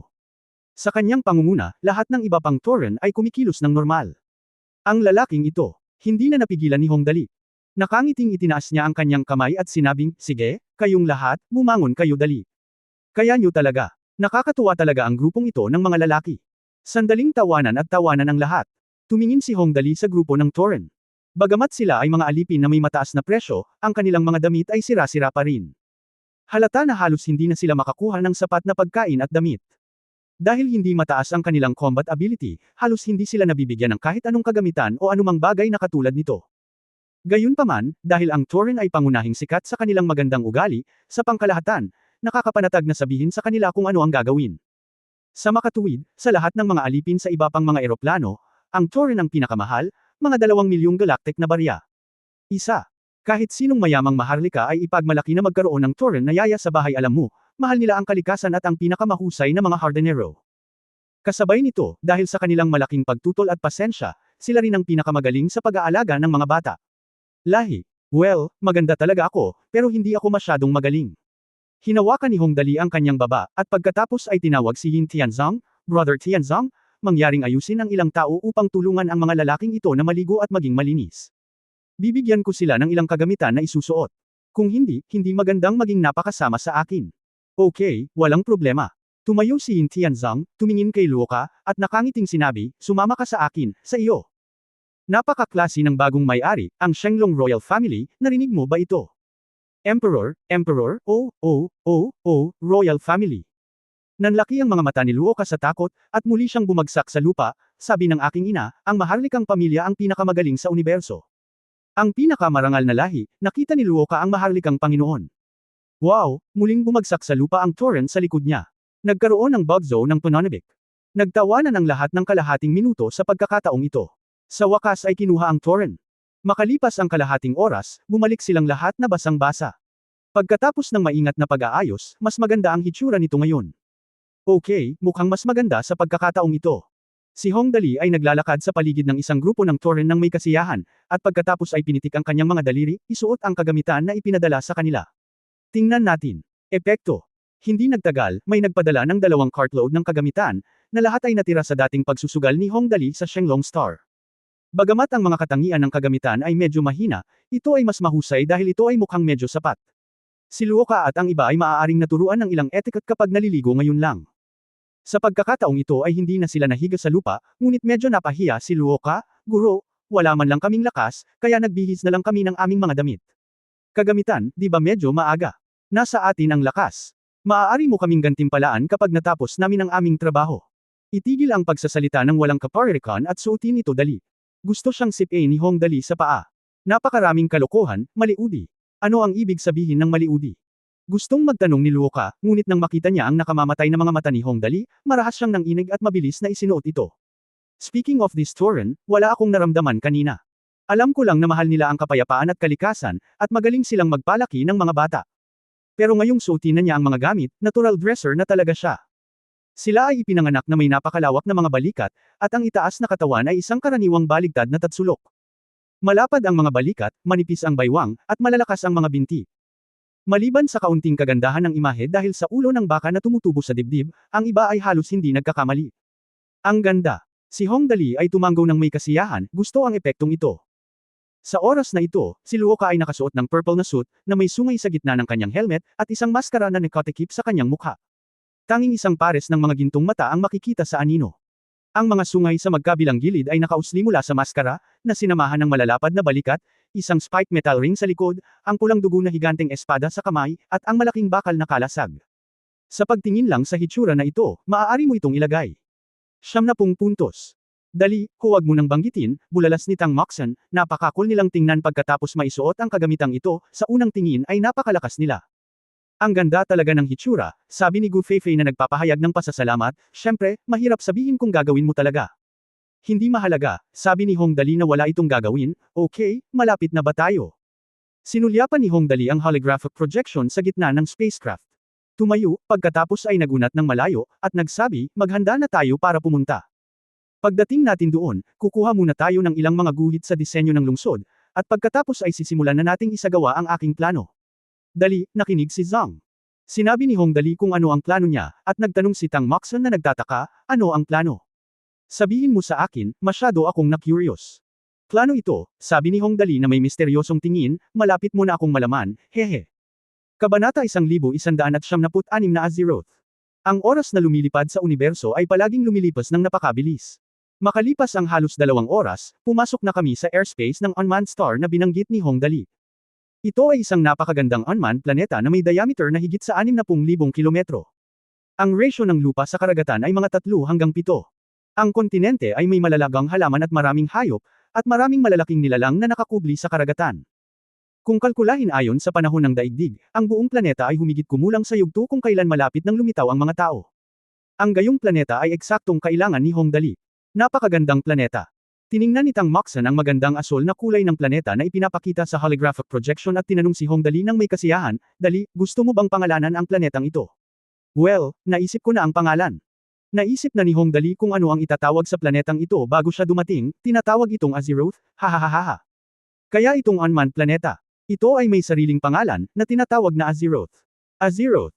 Kakaibang pangalan, tumingin muli si Tang Moxon sa holographic projection ng planeta, at sa wakas ay tumango. Dahil nagpa siya si Hong Dali na tawagin itong pangalang ito, dapat tama ito. Di nagtagal, isang malaking grupo ng mga sasakyang pangtransportasyon ang opisyal na pumasok sa hanay ng espasyo ng planeta. Inutusan ni Yin Tianzang ang armada na nagdadala ng mga alipin at nagsimulang dumaong. Rumble, rumble, nagsimulang maghanap ang malaking barkong pangtransportasyon sa kapatagan at dahan-daang lumapag.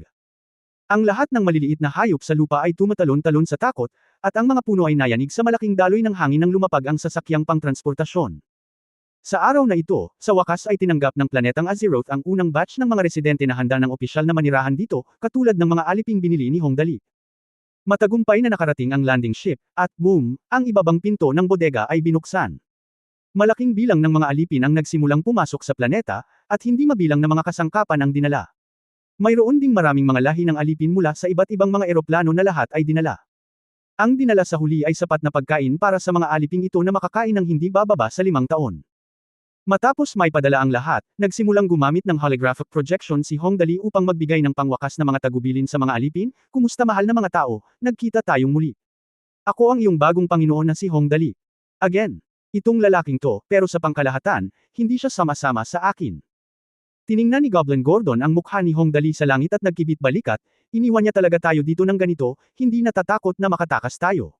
Siguro sa tingin ko gusto ko ang taong ito." Ako rin, ngumiti ang big-headed dwarf na si Logger, "Basta hindi niya tayo binabastos, gusto ko pa rin siyang magtrabaho." Sabi niya noon. Babayaran sila, hehe. Ang mga alipin ay pinapagawa at sila ay binabayaran. Ito ay talagang mas mahusay kaysa sa ibang mga masters. Sa katunayan, ilagay natin ito sa ibang paraan. Bukod sa hindi sila makatakas, maaari pa silang ituring na mga sweldo, ang uri na maaasahan at may trabahong bakal. Kung sa lupa, ang mga taong ito ay magkakaroon ng ibang pangalan, mga lingkod bayan. Sa oras na ito, patuloy na sumigaw si Hong Dali, "Ngayon hayaan mo munang ipakilala ko ito. Pinangalanan ko itong magandang planetang Azeroth. Ito ay isang napakagandang planeta. Ang lupa, ang mga karagatan, ang mga halaman, ang mga hayop, napakaganda, at ikaw, mga mahal ko, ang unang gagawa ng planetang ito, at masisiguro ko na hanggat itinayo mo ang planetang ito. Kapag bumuti na ang mga bagay, maaari kang mabuhay sa planetang ito nang hindi mo kailangang alalahanin ang iyong sarili." Ang gayong malaking planeta ay talagang pribadong planeta ni Hong Dali, napakataas na katayuan na kailangan nito. Ngunit ngayon, hindi ba ibig sabihin na hanggat ginagawa mo ng maayos ang sinabi sa iyo ni Hong Dali, makukuha mo ang kanyang pagpapahalaga? Maaari ba tayong mamuhay ng mas magandang buhay sa hinaharap? Mabuhay! Mabuhay! Mabuhay ang bagong master! Mabuhay ang kalayaan! Sa ilang sandali, lahat ng mga alipin sa buong planeta ay naghiyawan. Dito sila nagtatrabaho, at ang pagkain na kanilang kinakain ay ipinakita sa kanila ng supervisor ng alipin. Ito ay medyo mabuti. Maaari silang kumain ng karne at gulay, at maaari silang mabayaran para sa kanilang trabaho, lalo na't maaari silang manirahan sa planetang ito sa hinaharap. Sa sandaling naisip nila ito, nararamdaman ng lahat na ito ay tulad ng isang panaginip, mula sa impyerno patungo sa langit sa isang iglap. Okay, kung gayon oras na para magsimulang magtrabaho ang lahat. Ngumiti si Hong Dali at sinabing, "Maraming kawili-wiling bagay ang mangyayari sa planetang ito, naghihintay lang ang lahat para makita ang magandang palabas. Okay, naipadala ko na ang mga architectural drawings para sa bawat lungsod. Kapag nakarating na ang lahat, hintayin na lang na magsimula ang construction." Tama, ngumuso si Hong Dali at inayos ang iba. "Mga taong tinatawagan, you need to stay, kasi I have other things that you need to do, which is very interesting. Syempre, hindi kita aabusuhin, napakabait kong tao, okay. Okay, pagkatapos, magsimula na tayo." Pagkatapos, natapos ang holographic projection. Ngayong mapayapa na ang mga tao, agad na sinunod ng mga alipin ang utos ni Hong Dali at sumakay sila ng mga barkong pangtransportasyon upang magtipon sa iba't ibang kapatagan sa planetang tinatawag na Azeroth. Ang susunod na proyekto ay pangunahin upang simulan ang pagbuo ng mga bagong lungsod. Okay, tapos na ang lahat. Di nagtagal pagkatapos magsimula ang lahat ng hakbang-hakbang, sumangot si Hong Dali, tumingin sa tabi ng matalik niyang kaibigan na si Yin Tianzong, at nakangiting sinabi, simulan na natin ang plano, hehe. Okay, walang problema. Tinaasan ni Yin Tianzong ang kanyang kilay kay Hong Dali, at pagkatapos ay kinuha ang tagapagbalita at nagsimulang mag-utos, atensyon, lahat ng departamento, nagsimula na ang plano. Natanggap. Natanggap. Lahat ng departamento. Mayroong tugon, at pagkatapos, hindi mabilang na mga sasakyang pangkalawakan ang nagsimulang dumating sa kalangitan ng Azeroth. Mayroong libu-libong mga sasakyang pangkalawakan, halos sumasakop sa buong kalangitan ng Pandora. Ang mga alipin mula sa ibang mga eroplano sa ibaba ay halatang hindi pa rin naiintindihan ang nangyayari. Ang mga hiyawan, kawalan ng pag-asa, takot, at lahat ng uri ng negatibong emosyon ay puro sa kanilang mga mukha. Ngunit sa lalong madaling panahon, natuklasan ng lahat na ang mga bagay ay hindi kasing sama ng inaakala dahil ang mga spacecraft na ito ay pawang mga sasakyang pangtransportasyon. Rumble. Nang lumipad ang mga spaceship na ito sa taas na halos 1,000 metro sa ibabaw ng lupa, lahat sila ay tumigil. Pagkatapos, dahan-daang bumukas ang ilalim na kompartimento ng sasakyang pangtransportasyon, at hindi mabilang na mga bagay ang itinapon pababa mula sa spacecraft. Tingnan mo, ano iyon? Tumangala sa langit ang dwarf rag. Noong una, hindi niya malinaw na makita kung ano ang mga bagay na itinapon, ngunit hindi nagtagal ay nakita niya ng malinaw, ito ay kagamitan. Marami nito. Kagamitan. Natigilan si Goblin Gordon, oh my god, magkano ang magagastos na magkaroon ng napakaraming kagamitan na ibinagsak ng ganito? Oo, ang mga transport ship na ito ay naghulog ng kagamitan. Ang mga ito ay lahat ng mababang antas na kagamitan na walang gustong matira sa pagsusugal ni Hong Dali sa Shenlong Star. Siyempre, ang pagsasabi na ito ay mababang antas ay kamag-anak. Para sa maharlikang pamilya ng Shenlong, ang mga kagamitang ito ay basura na walang gusto, ngunit kung makuha mo ang mga ito mula sa mga ordinaryong galaxy na ito sa ibaba, ang anumang kagamitan ay halos matatawag na isang hindi mabibaylang kayamanan. Okay, pagkatapos panoorin ang transport ship na nagtatapon ng mga kagamitan sa basura sa ibaba, tiningnan ni Hong Dali si Qinglong Wuwei na umaaligid sa kalangitan na may kasiyahan, Brother Wuwei, nasa iyo ang susunod na hakbang. Pumili ka ng isang piraso ng karagatan na hati-hatian. Ang iyong teritoryo, at pagkatapos ay alisin ito. Sabi niya at kumuha ng pinakamataas na kalidad na energy gem na may 50% increase sa energy mula sa Space Watch, Brother Wuwei, dapat mong panatilihin itong ligtas. Oh, hey, nakasalalay dito ang malaking plano ko. Huwag kang mag-alala, walang problema. Sinabi ni Wuwei, kinuha ang enerhiyang hiyas at tinitingnan, ito ay inukit na ng 7 maliliit. Si Xingxing, na hindi masyadong regular, ay nagsabi na nagtataka, ito ay Dragon Ball, tumawa ng malakas si Hong Dali, basta makukuha ko ang Dragon Ball na ito mula sa iyo, matutupad mo ang kanyang munting hiling sa ngalan ko. Hehe, lumabas ka, Shenlong, gusto kong tuparin ang 3 hiling. Well, kung iisipin mo, ang saya talaga, di ba? Naiintindihan. Agad na tumanggo si Wuwei. Ang makapangyarihang kapatid niyang ito ay mahilig maglaro, kaya pwede niya lang siyang samahan na magloko. Okay, walang malaking nangyayari dito ngayon, pumalakpak si Hong Dali, ang iba ay sarili kong gamit, hehe. Kuya Tianzong, tulungan mo akong pumili ng 40 tao, sa lahat ng lahi. Kailangan mong magkaroon ng ilang natatanging kakayahan. Hintayin mo lang hanggang mamatay ka. 40 tao. Anong nangyayari dito? Mayroon ka bang tiyak na mga kinakailangan? Si Yin Tianzong ay medyo nalilito tungkol sa plano ni Hong Dali ng ilang sandali, maaari ko pang paliitin ang saklaw. Tulad ng Torin na si Loka noon, maliliit na amo ng iba't ibang lahi. Ngumiti si Hong Dali at Commandant, bumuo ng grupo at maglaro tayo ng piitan. Ha! Maglaro ng piitan. Si Tang Moxen sa gilid ay agad na natigilan, gumawa ka ng napakalaking ingay at nagtayo ng napakalaking. Ito. Kasama ang hindi bababa sa ilang daang milyong Shenlong coins, tama ba? Iyan ay trilyon na mga barya sa galaxy, ngunit sa huli, ang layunin ay upang makahanap lamang ng isang koponan upang maglaro ng isang piitan. Ang paglalaro ng mga piitan ay personal kung libangan lang, magiliw na sabi ni Hong Dali. Bago ang paglalakbay sa oras, siya ay isang tagahanga ng World of Warcraft. Bagamat maaari pa siyang bumalik sa Earth ngayon, namimiss pa rin niya ang 40 kataong grupo noong panahong iyon. Kaya ngayong mayroon na tayong mga planeta, mayroon tayong mga alipin, at mayroon tayong mga alipin mula sa lahat ng eroplano, bumuo na lang tayo ng sarili nating grupo para maglaro sa piitan sa pagkakataong ito, at hawakan muna ito kung gusto nating maglaro, laruin natin ang totoong bersyon. Chapter 1197, bumuo ng grupo para patayin ang boss.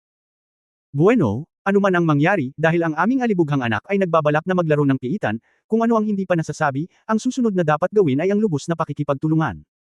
Hindi nagtagal, pumasok si Yin Tianzong kasama ang halos 40 alipin mula sa lahat ng malalaking eroplano. Dali, nagdala kami ng mga tao mula sa lahat ng lahi.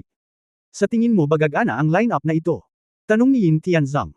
Ang mga aliping nakatayo sa likuran niya ay talagang mula sa lahat ng eroplano, kabilang ang mga cultivator mula sa cultivation plane, magicians mula sa magic plane, dwarf, goblins, at mechanical lifeforms mula sa mechanical plane. Hindi banggitin ang leopard man at tigre man sa eroplano ng demonyo. Nakita pa ni Hong Dali ang ilang mga clerigo na nakasuot ng kasuotan ng mga monghe sa kanila. Well, this time may mga basang nurse. Not bad, sabi ni Hong Dali na nasiyahan siya sa lineup na pinili ni Yin Tianzang. Casual niyang tiningnan ang lahat ng tao, at sa wakas ay tumutok sa isa sa mga duwende, haha, little dwarf, tama bang tawagin kitang ganyan? Ano ang pangalan mo? Ang pangalan ko ay Rogo, Master. Napakaswerte ng dwarf rag na napili ni Yin Tianzang at dinala siya. Labis siyang na-curious sa bagong amo sa kanyang harapan, guru, handang sundin ni Rag ang iyong mga utos. Napaka-cute ni Rag nang magsalita at parang isang tumalon pa ng kaunti ang batang malaki ang ulo para ipakita kung gaano katangkad ang taong ito na si Hong Dali. Hehe, anong kawili-wiling lahi? Tumingin si Tang Moxen at ngumiti, nagtanong na parang sinusuyo na bata, well, Rogo, ano ang alam mo? Kaya mo bang lumaban? Pagkatapos, pag-download ng piitan, natural na kailangan mong lumaban. Ngunit ang logger na ito ay hindi mukhang isang combat ant. Nag-aaway. Gusto mo bang pumunta si Rogo sa duel field? Halatang natakot si Rogo, hindi magaling makipaglaban si logger. Master, huwag mong itapon si Rogo sa larangan ng tunggalian, mamamatay ka. Woo! Talagang nagsimula siyang umiyak habang sinasabi niya iyon. Haha, huwag kang mag-alala. Paano kita papayagan na mag-duel? Mabilis siyang inaliw ni Hong Dali, ngunit kailangan mo munang sabihin sa akin, ano ang alam mo? Maaari kong ayusin ang iyong posisyon. Kaya kung mag-imbento. Nang marinig ito, biglang natuwa si Logger, makakagawa ako ng maraming kawili-wiling imbensyon. Master, makakatulong ba sa iyo ang kakayahan ni Logger? Nag-imbento. Ang lalaking ito at ang ating Miko ay perpektong magkasosyo. Oo, talagang. Posible ito. Tumawa ng malakas si Hong Dali, hayaan mong ipakilala kita sa isang bagong kaibigan, talagang bagay kayong dalawa. Habang sinasabi niya ito, sinimulan niyang tawagan si Lin Chuyin, Chuyin, busy ka ba? Terra, may bago kang kaibigan, haha. Ang boses ni Lin Chuyin ay nanggaling sa tagapagbalita, okay, nandito na tayo. Hindi nagtagal, dumating si Lin Chuyin na may asul na kambal na buntot. Pagdating niya sa tabi ni Hong Dali, tinanong niya, narito ako, sino ang bago mong kaibigan? Ang dwarf na ito, itinuro ni Hong Dali si Rager, ang dwarf inventor. Paano ito, interesado ka ba? Okay. Tumingin si Lin Chuyin kay Rag, na walang ekspresyon sa kanyang mukha, narinig ko na ang imbensyon ng dwarf ay napakalakas, at magagamit ko lang ito. Hoy, pare, sa oras na ito naubusan si Goblin Gordon, mag-asawa si Goblin at dwarf, magaling silang mag-imbento ng mga device. Paano kung dalhan mo rin ako? Mukhang umaasa si Gordon. Patuloy niyang hinihimas ang kanyang mga kamay. Bilang isang nilalang na hindi natatakot sa kamatayan, ang mga goblin ay karaniwang may dalawang pinakamalaking libangan. Ang isa ay upang kumita ng pera, at ang isa ay upang sumabog. Well, okay. Direktang tumango si Lin Chuyin, at pagkatapos ay tumingin kay Hong Dali, kung gayon, ibababa ko muna sila. Magtatayo ako ng laboratorio mamaya, at sila ang magiging mga katulong ko. Walang problema, Hong Dali na may ngiti, ihatid mo muna sila sa trabaho, at sasanayin ko ang ibang tao. Oh, nga pala, kung may kailangan ka, tanungin mo lang si Xiaoyi at hilingin sa kanya na ihatid ito sa iyo. Okay. Tumango si Lin Chuyin, sumama ka sa akin. Agad siyang umalis kasama si Narag at Gordon. Guro, ano ang susunod nating gagawin? Nang makitang dinadala ni Lin Chuyin si Narag at Gordon, ipinahayag pa rin ni Luoka ang ilan sa mga alalahanin ng Torrent, hindi kami nagtatrabaho, at palagi kaming hindi mapalagay. Napakasimple ng misyon mo, pinitik ni Hong Dali ang kanyang mga daliri, sabihin mo sa kanila na maligo muna, at pagkatapos ay ilagay ang kanilang mga kagamitan. Kapag handa na ang lahat, ay download natin ang piitan, hehe. Kaya't ibinaba sila ng namamahala sa mga alipin upang hugasan sila. Di nagtagal, nang sila ay bumalik mula sa paliguan, si Hong Dali ay direktang nagdala ng isang cart ng kagamitan, piliin kung ano ang nababagay sa iyo at isuot ito, at iulat kung ano ang iyong magaling. Sabi ng bagong master. Napakayamang tao.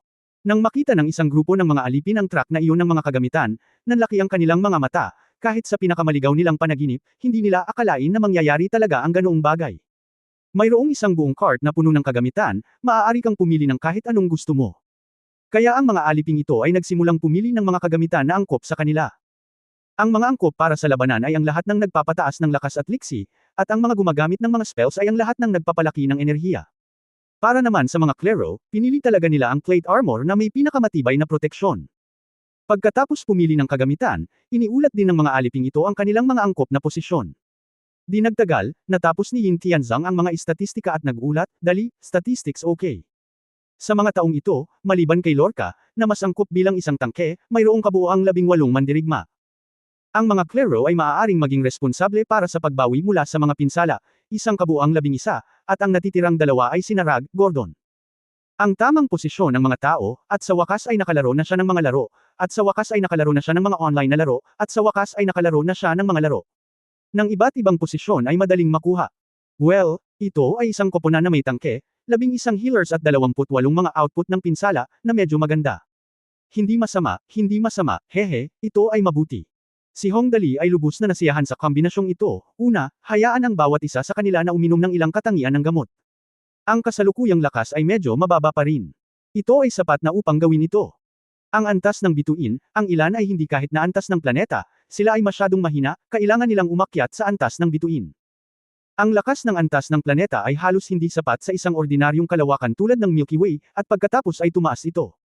Hindi lang sapat ang panunood, kaya ang unang hakbang ay ibigay ang gamot. Sa sandaling marinig ng mga aliping ito ang mga salita ni Hong Dali, agad nilang sinamba siya. Marami siyang pera. Nung nagkita kami, wala pang naayos. Una, nagsuot siya ng isang set ng kagamitan, at pagkatapos ay nagsimulang uminom ng droga. Sa dalawang bagay lang, kahit ilang milyong Shenglong coins ang na-invest, tama ba? Kung gumastos ka ng hindi kumukurap, luluhod ako. Kaya isang malaking grupo ng mga alipin ang nagsimulang uminom ng droga. Pagkatapos uminom ng gamot, nagsimulang gumawa ng mga pagsasaayos si Hong Dali, mayroon bang soul stones? Kung mayroong soul stones, lahat ng ito ay gagamitin. Kung hindi, maghintay lang sila. Ang mga mata ng mga alipin tuwid ang lahat soul stone. Iyan ay isang bagay na mas mahalaga kaysa sa elixir. Walang ganito, walang magawang sabi ni Yin Tianzang, ang mga soul stone ay isang mahirap na mapagkukunan saan man ito ilagay. Hindi madali para sa ating mga maharlikang galactic na makuha ang mga ito. Kung pupunta tayo sa Star Domain Auction House, baka mabili natin sila. Oh, ayan. Nag-isip sandali si Hong Dali, at pagkatapos ay nagsabi, kapag may oras ako, pupunta ako doon at bibili pa. Walang imik ang lahat. Ang lakas ng loob nitong matandang mag-isip. Sa oras na ito, ang mga aliping ito ay nagbihis na rin ng kanilang mga kagamitan at uminom ng gamot, at oras na para ilabas sila para magsanay. Tumayo si Hong Dali at nagsabi, okay, naghahanda na ang lahat. Magpainit muna tayo. Tumingin siya sa Demon King at sinabi, Zero, may makikita ka bang mas malalakas na halimaw sa paligid? Tama. O kung anong uri ng mineral na ugat, dapat itong gamitin upang bumuo ng sandata ng demonyo, tama ba? Ito ang ritmo ng pagsisimula sa paghahanda ng piitan. Natural na naiintindihan ng hari ng demonyo at tumango, naiintindihan ko, lalabas ako para hanapin ito. Sabi niya. Agad niyang binalak na lumabas upang hanapin ito, ngunit bago siya makaalis, isang gwardya ang nagmamadaling tumakbo, Panginoon, ayon sa ipinadalang balita kanina, isang elemental na halimaw ang lumitaw sa kapatagan na 30 kilometro ang layo mula rito. Ilunsad ang isang pag-atake sa aming koponan, mangyaring bigyan ako ng mga tagubilin. Oh, halika na agad. Nasugatan ba ang mga tauhan? Mabilis na tanong ni Hong Dali. Ang ilang mga tao ay bahagyang nasugatan, ngunit ang problema ay hindi malubha. Ang pangunahing dahilan ay ang proyekto ay hindi maisakatuparan, sagot ng gwardya, ayon sa iyong kahilingan, ang lungsod na itinayo sa kapatagan na iyon ay tinatawag na Stormwind City. Oh, pagkatapos ng lahat, ang Stormwind City ay binugbog. Hindi ito matitis. Well, lakad na tayo. Isinuot ni Hong Dali ang kanyang windbreaker na, Strong Power Works Miracles, at sinabing, sige, umalis na tayo. Pagdating natin sa lugar, susundin ng lahat ang utos ko. Kaya umalis na kami. Sumakay ang lahat ng maliit na spaceship at dumiretso sa pinangyarihan ng aksidente. Sa spaceship, labis na kinabahan si Luoka at nagtanong sa mahinang boses, Guru, ito ang unang pagkakataon na lalabas ako upang maghanda para sa isang digmaan. Okay lang ba? Bilang isang Tauren na mapagmahal sa kapayapaan, talagang mahirap para sa kanya na hilingin sa kanya na gumawa ng inisyatiba upang lumaban. Hindi kayo nagtutulungan para makapanakit ng iba, kailangan ninyong magtulungan para protektahan ang mga kasamahan ninyo na hindi masaktan, okay? Ngumiti si Hong Dali at tinapik ang napakalakas na braso ni Luoka. Naiintindihan ko, tumanggo si Luoka sa kanyang malaking ulo, ang misyon ko ay protektahan ang mga kasama sa likod ko. Ang kalaban. Si Hong Dali ay nasiyahan sa mga salita ni Luoka, at pagkatapos ay tumingin sa labas ng bintana. Hindi nagtagal ay nakita niya ang higanteng bato na patuloy na nagdudulot ng kaguluhan sa lugar ng konstruksyon, at sinabing, okay, nandito na tayo, bumaba na tayo. Binabasag ng higanteng bato ang mga kagamitan sa konstruksyon, kailangan natin siyang pigilan. Hula, kapag huminto ang spacecraft, isang malaking grupo ng mga tao ang bababa. Sa katunayan, sa lakas ng kasalukuyang koponan ni Hong Dali, ang gayong higanteng elemental na bato ay maaaring makitungo sa pamamagitan lamang ng panggugulo. Gayunpaman, malinaw na walang ganoong intensyon si Hong Dali. Una niyang tinanong ang Demon King, Zero, masasabi mo ba kung saan ang lakas ng taong ito? Ayon sa kanyang kasalukuyang lakas, siya ay nasa ikalimang antas ng isang bituin, sabi ng Demon King. Mabilis niyang ibinigay ang sagot, katamtaman ang lakas, ngunit kung pupunta si Luoka at ang iba pa, magkakaroon ng kaunting problema. Well, okay lang. Direktang nagsimulang magbigay ng mga tagubilin si Hong Dali, Loka, halika, humayo ka at hilahin mo muna panatilihin ang kanyang galit, handa na ang iba, mga Nars, bantayan si Luoka, at gamutin siya kaagad kung siya ay nasugatan. Tumango ang lahat, kinakabahang kinuyam ni Luoka ang kalasag, at pagkatapos ay sumigaw, Guro, nandito ako. Napakabayani, tandaan na alagaan ang aking mga kapatid. Kabanata 1178 Hoy, Apo. Ang kalokohang Choro na ito. Hindi na makapaghintay si Hong Dali na sipain siya kasama niya at ng mga alipors dito, matatawag bang heroic siya. Sa karamihan, marahil ito ay isang masakit na karanasan. Kung talagang heroic siya, hindi na niya kailangang magulo pa. Siyempre, iyon ang sinabi ni Luoka. Nilagyan siya ng kanyang bagong amo at binigyan siya ng napakamahal na elixir. Kahit na durog-durog na siya, hindi ito sapat na suklian ang kabaitang ito bagaman para kay Hong Dali, kaya niyang hawakan kahit ang pinakamababang antas na kagamitan at elixir na ito. Akala niya ay kumukuha ito ng espasyo. Pinangunahan ni Luoka ang pangkat ng mga alipin at humakbang sa harap ng higanteng bato. Iningatan ni Luoka ang kahilingan ni Hong Dali, sinaktan at pinrotektahan ang mga kasamahan sa kanyang likuran, at agad na sumugod at tinaga ito ng espada. Sa hita ng higanteng bato, siya ay sumigaw ng sabay, Hoy, Apo! Biglang hindi napigilan ni Hong Dali at ng iba pa at bumulwak sila ng isang subo ng tubig. Ang higanteng bato na ito ay humigit kumulang 10 metro ang taas, na may napakaringgal na katawan, malamang na tumitimbang ng 12 dosenang o daan-daang tonelada. Anumang paggalaw ay magiging sanhi ng panginginig ng lupa tulad ng isang lindol. Ngayong nakita na ang isang maliit na lalaki ay talagang dumating upang hamunin siya, ang higanteng bato ay nagtaas lamang ng kanyang kamao at sinuntok si Luoka. Ang kanyang kamao ay napakalaki, hindi bababa sa 1 metro ang lapad. Sa pagtingin pa lang dito, mararamdaman mo na ang walang hanggan na kapangyarihan. Bagamat si Lorca ay halos 3 metro ang taas at itinuturing na isang higanti kumpara sa mga tao, kumpara sa higanteng bato na ito, siya ay kasing ikli ng isang bata. Dahil dito, gumawa ng boom na tunog ang suntok ng higanteng bato. Ang magkabilang paa ni Luoka ay halos mabali sa lupa, at ang kanyang buong katawan ay tila bitak. Sa kabutihang palad, ang kanyang kagamitan ay sapat na high-end at ang kanyang kalasag ay napakalakas, kaya bagaman mukhang mapupunta siya sa isang kalunos-lunos na sitwasyon. Ngunit ang aktwal na mga pinsala ay hindi ganoon kalubha. Sa kanyang harapan ay agad namang sumunod ang malalaking tropa sa kanyang likuran. Malakas na utos ni Hong Dali sa gilid, Yaya, gamutin mo siya. Biglang, ilang sinag ng gintong liwanag ang tumama sa katawan ni Luoka. Si Luoka, na orihinal na sinuntok ng higanteng bato, ay mabilis na nakabawi at malakas na sinabi, kung mayroon kang mga suso, isa kang ina. Mga kapatid, kaya kung kumapit. Ito honest beefcake. Sa oras na ito, nasa unahan si Luoka upang pigilan ang galit ng higanteng bato. Siya rin ang pinakamalaki at pinakamahirap sa kanyang mga galaw. Ang iba pang mga miyembro ng koponan ay alinman sa mga nanis na nakatayo sa malayo, o sila ay napakalakas at high-end na mga propesyon ng santukan. Bawat isa sa kanila ay kasing liksi ng isang kuneho. Sa ilang sandali, si Lorca lang ang mapipili ng higanteng bato upang kumilos, at saglit na wala siyang pakialam sa iba. Mga guro, halika, gamitin ang anumang alam mo. Mabangis na sigaw ni Hong Dali. Biglang, isang grupo ng mga salamangkero mula sa Magic Plane ang naghagis ng lahat ng uri ng magic ng libre. Iba't ibang espiritual na anteng-anteng at Daos technique mula sa Cultivation Plane ang nasa mukha ng Stone Giant, at ang gininto ang liwanag ng mga yaya na nakatayo sa likuran nila ay bumagsak kay Luoka ng buong lakas. Kaya lang, si Luoka, nakakainom lang ng droga at ang lakas ay halos ikalawang antas lamang ng isang bituin, ay talagang tumayo sa isang higanteng bato na ganap na ikalimang antas ng isang bituin. Bagamat siya lamang ang may pananagutan sa pagpalo mula simula hanggang wakas. Ngunit talagang nakaligtas siya. Okay lang ba ito? Sa spaceship, pinanood ni Tang Moxon at ng iba pa ang labanan sa ibaba. Napatulala ang lahat, kakainom lang ni Lorca at ng iba pa ng gamot, tama ba? Ang pinakamataas ay ang pangalawang antas lamang ng bituin, at maaari talaga silang makipagkompetensya sa ikalimang antas ng bituin. Tama ba ako? Ang Hong Dali na ito ay may maraming kasanayan. Maging si Gu Feifei ay nagpahayag din ng kanyang paghanga kay Hong Dali, karaniwan, ang isang pangkat ng 100 stellar second level na mga bituin sa 5th level stellar team ay hindi magiging mahirap sa lahat. Kahit na hindi nila kayang patayin silang lahat, hindi bababa sa kalahati sa kanila ang papatayin at pagkatapos ay ang buong katawan ay papatayin. Matatalo lang ang higanteng bato ng ikalimang antas ng bituin. Hindi siya nagpapalaki. Ano ang konsepto ng ikalimang antas ng mga bituin? Ang mga nangungunang cadre ng matataas na ranggo na maharlika sa larangan ng bituin ay karaniwang kasing lakas lamang ng ikalimang antas ng mga bituin. Sa madaling salita, ang kapangyarihan ng higanteng bato na ito ay katumbas man lang ng mga matataas na kadre ng matataas na ranggo sa larangan ng bituin, at dapat ito ang pinakamalakas. Alam mo, kahit ang mga allopiers ni Hong Dali nakakapasok lang sa ikalawang antas ng bituin ay mahihirapang harapin ang higanteng batong ito. Kung tutuusin, ang higanteng bato ay lubhang makapangyarihan at masasabing hindi masusugatan, kaya napakahirap lumaban. Ngunit ngayon, ang higanteng bato na ito ay walang magawa kapag kaharap ang isang grupo ng mga alipin mula sa ibang mga eroplano na kakainom lang ng droga at na-promote sa una at ikalawang antas ng mga bituin. Ang Young Master ay karapat-dapat na maging isang Young Master, ang demonyong hari ay nasa sabik din na makita. Ang ganitong grupo ng mga rabble ay talagang magagawa ito, ang mga pamamaraan ng Young Master ay talagang kamangha-manghang.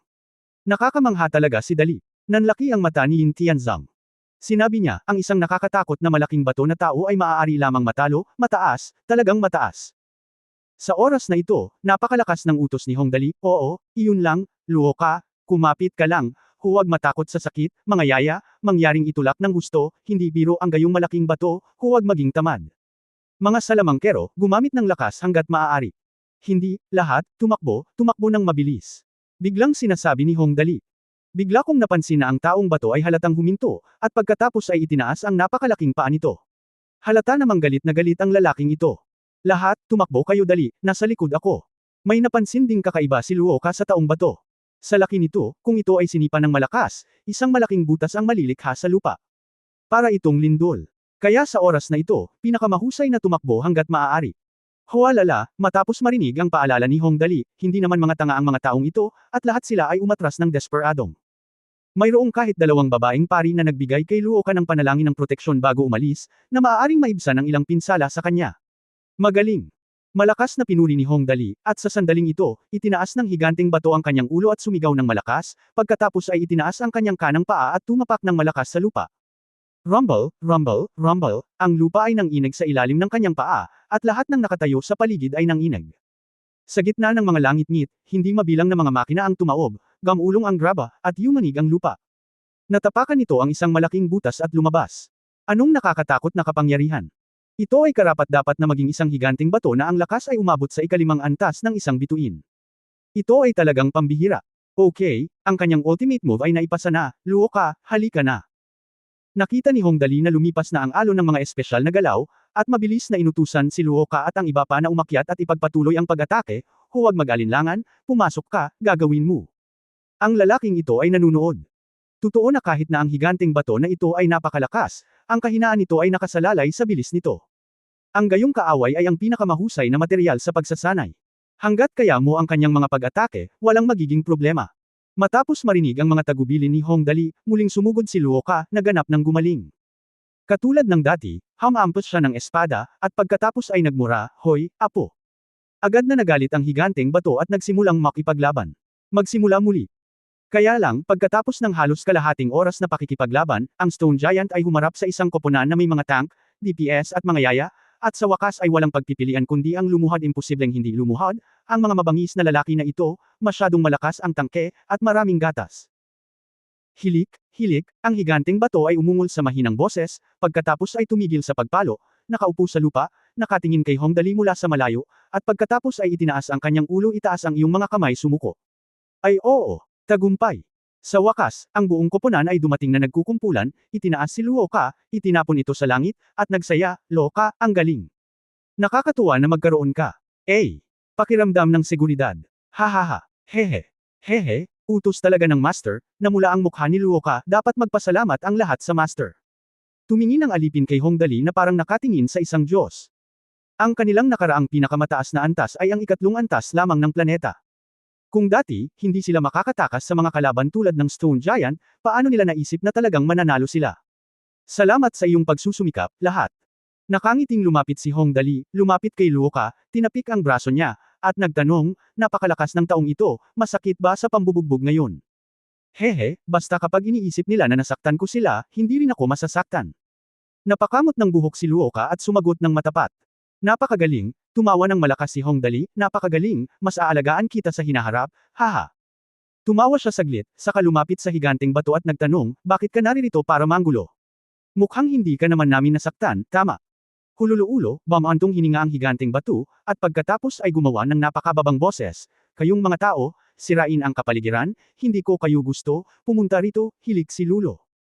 Sure enough, mukhang environmental enthusiast din ang higanteng bato na ito. Bueno, tila nagkaroon ng hindi pagkakaunawaan, hinawakan ni Hong Dali ang kanyang baba, at pagkatapos ay sinabi, okay, ito ay isang hindi pagkakaunawaan noon, kaya't maaari, plano kong magtayo ng isang lungsod dito na tinatawag na Stormwind City, ngunit ngayon ay kulang ako ng isang bantay pinto. Payag ka ba? Siyempre, bilang kapalit, maaari kong ipangako sa iyo na hindi ko masisira ang kapaligiran dito, at aalisin ko ito kapag naubos na ang lahat ng mga kagamitang ito. Hulululo nagsasabi ka ng totoo. Tinitigan ng higanteng bato ang higanteng gininto ang mga mata nito na gawa sa isang bagay, at tumingin muli sa paligid, at sinabing, talaga bang? Hindi ba masisira ang kapaligiran dito? Siyempre, sabi ni Hong Dali. Tumanggaw siya, ang mga taong ito ay aking mga alipin. Ipinangako ko sa kanila na ang planetang ito ay magiging kanilang pamayanan pagkatapos itong mabago. Nakakita ka na ba ng sinumang nagtatapon ng basura saan man sa kanilang sariling tahanan? Kung gayon, okay, dahan-daang sabi ng higanteng bato, pangako, ngunit mayroon pa akong isa pang kahilingan. Oo, sabi mo. Sagot ni Hong Dali. Ang aking ina ay nasa malaking problema. Kailangan niya ng tulong. Umalangaw-ngaw ang boses ng higanteng bato, napakakapangyarihan mo, nararamdaman ko ito. Maaari mo bang tulungan siya? Kabanata 1179 na paglilinang. Hay, may nanay din ba ang higanteng bato? Ang tanong na ito ay tila kakaiba, may mali ba dito? Agad na naisip ni Hong Dali ang isang larawan sa kanyang isipan ng isang malaking babae na higanteng bato at isang lalaking higanteng bato na nakikipagtalik sa araw at sa gabi. Napakaganda ng eksena na medyo hindi maisip. Well, anyway, kapag may problema ang mga tao, natural na gusto nilang tumulong. Direktang iwinagayway ni Hong Dali ang kanyang kamay, okay, kayong mga talunan, tara na at tingnan natin kung anong uri ng mga paghihirap ang naranasan ni Tita Shi. Okay, naghiyawan ang lahat ng natalo. Sa pangkalahatan, walang maitutulong si Luo Ka at ang iba pa pagdating sa pakikipagkita sa inang bato, kaya inayos ni Hong Dali, maganda ang ginawa ninyo ngayon. Bumalik kayo at magsanay ng mabuti, at makakakuha kayo ng sukli para sa elixir at iba pang bagay. Tama. At ang mga sandata ng demonyo, hilingin kay Ling na maghanda ng ilan para sa iyo. Kapag bumuti na ang lakas mo, dadalhin kita sa ibang lugar para maglaro. Okay, Master, si Luo Ka ay sumusunod na ngayon sa mga salita ni Hong Dali at hinding-hindi niya gagawin iyon.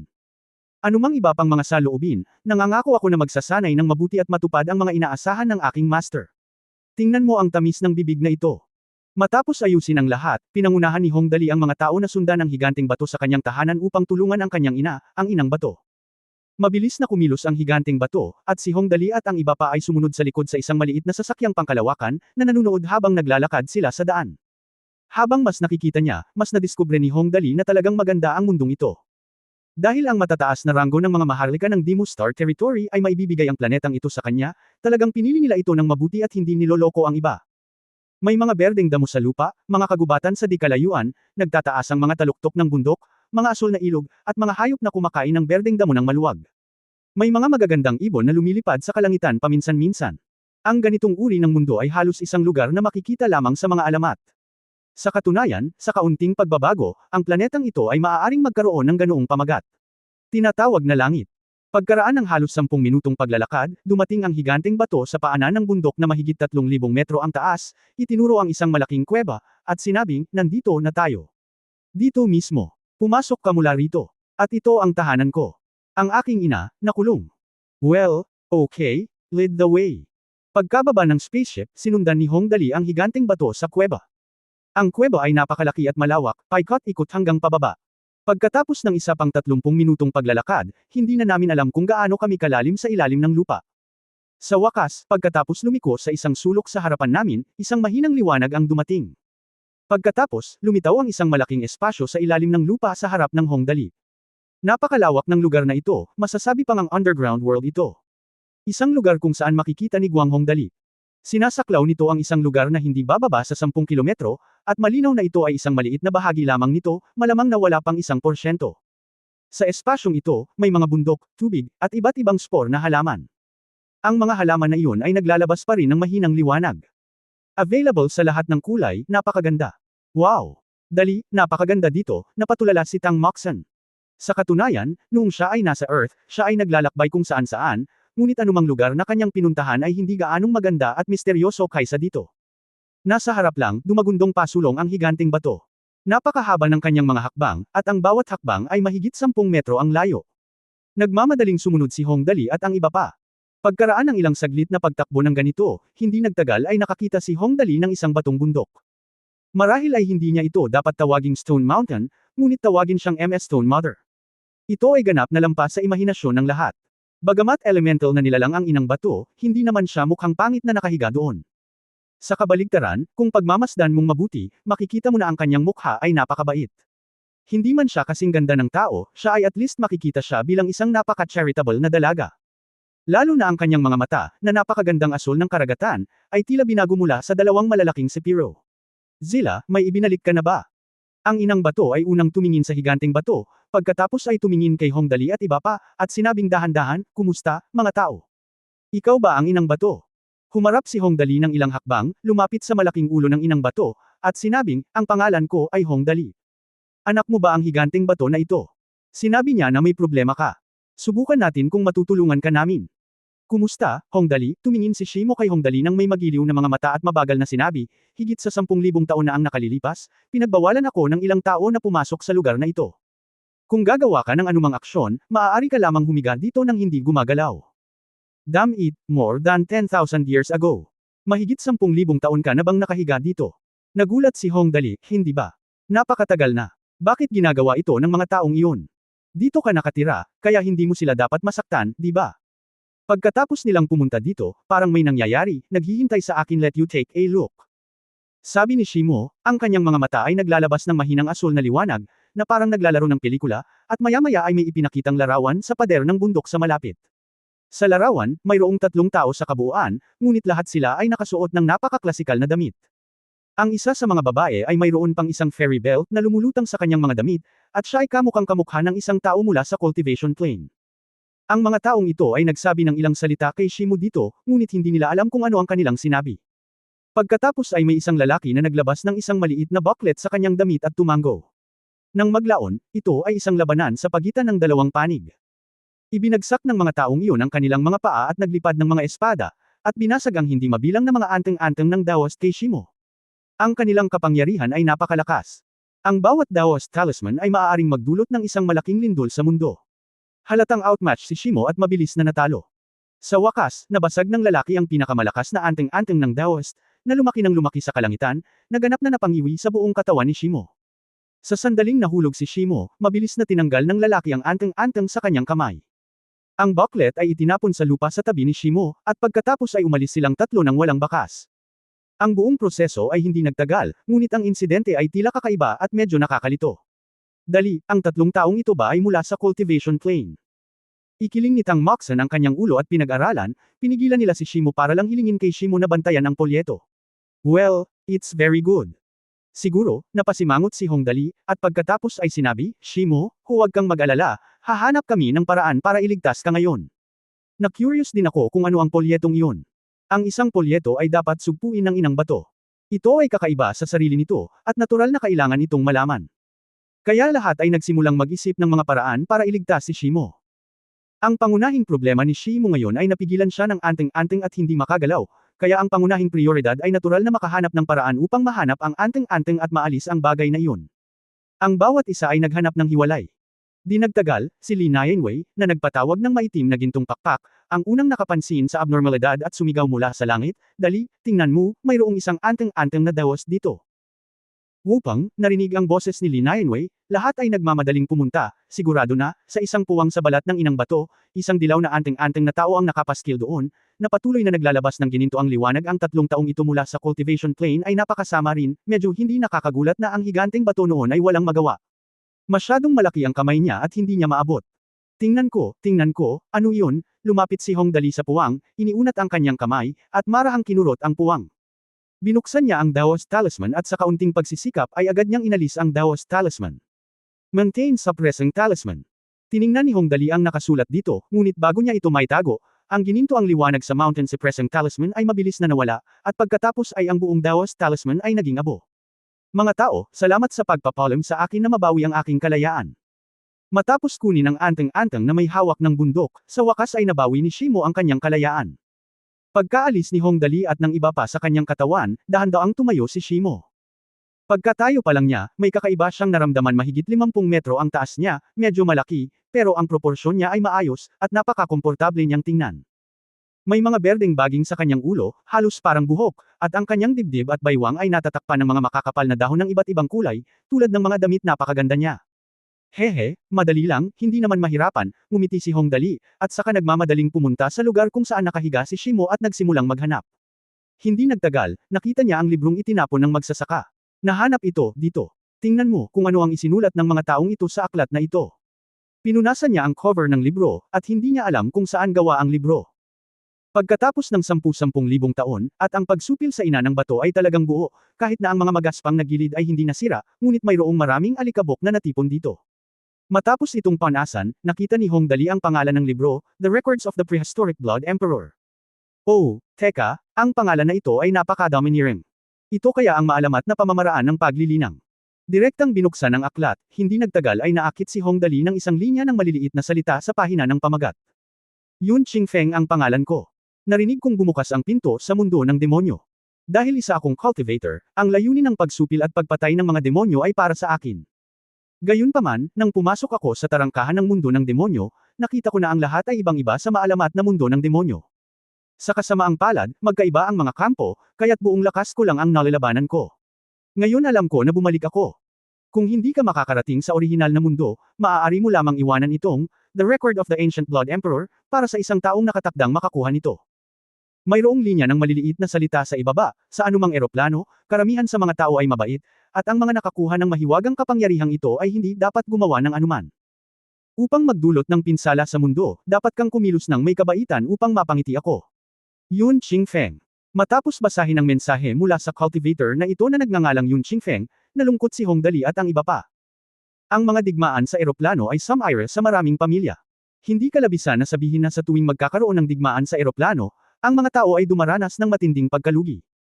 Chapter 1200, sinusubukan pa ba ni Hongdali na maging isang talunan?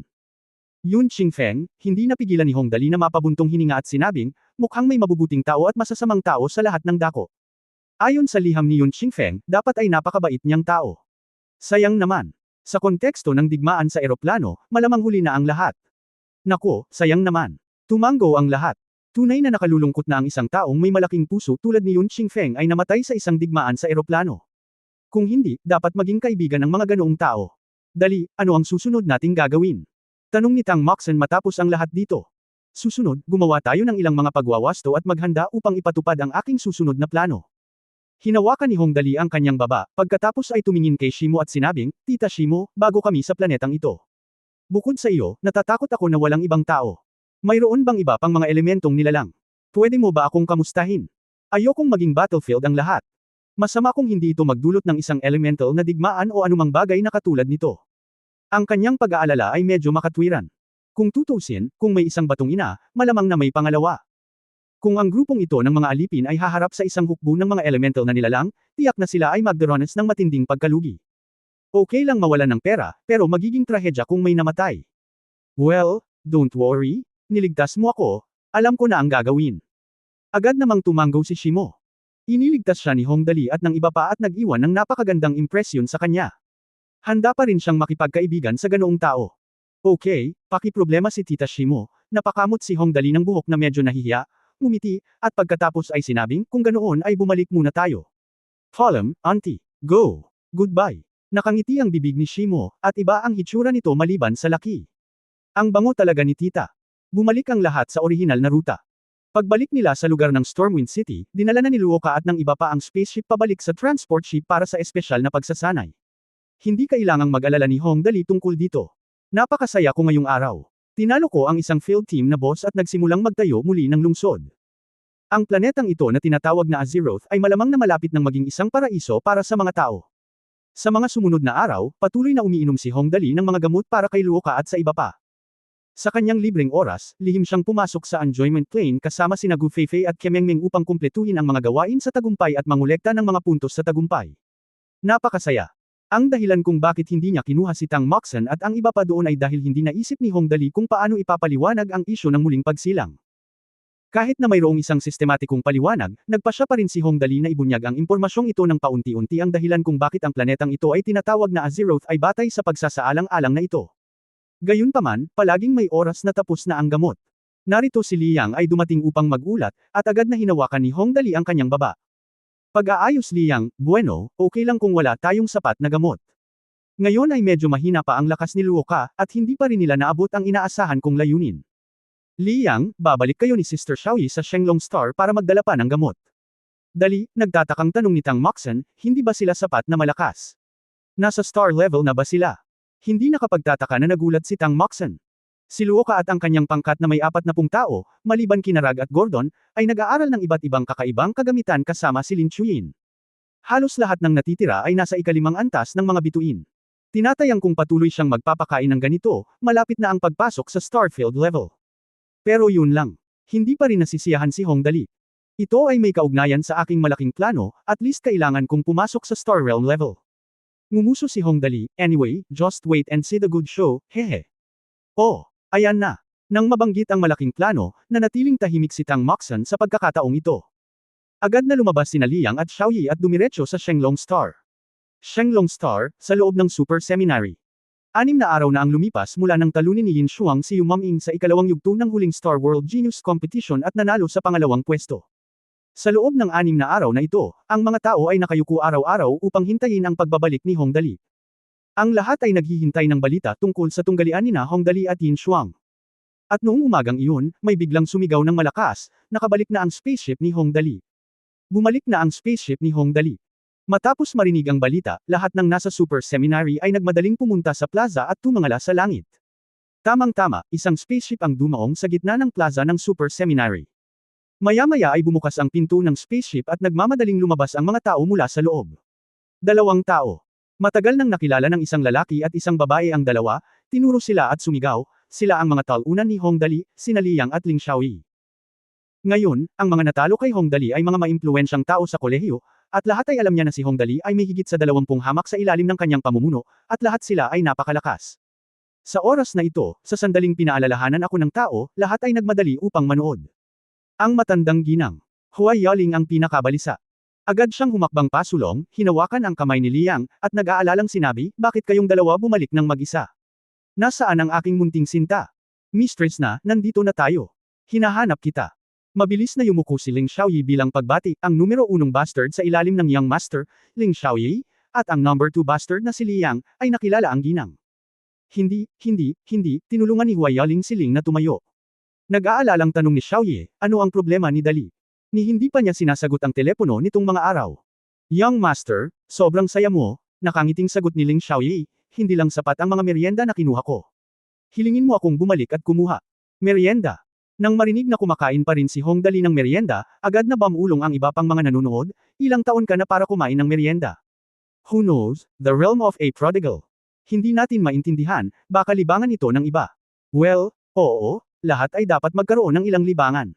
Sa oras na ito, naunawaan ni Huai Yaling, ang pinag-uusapan mo ay ang mga mahiwagang gamot, tama. Gaano pa ba ang gusto mo sa pagkakataong ito?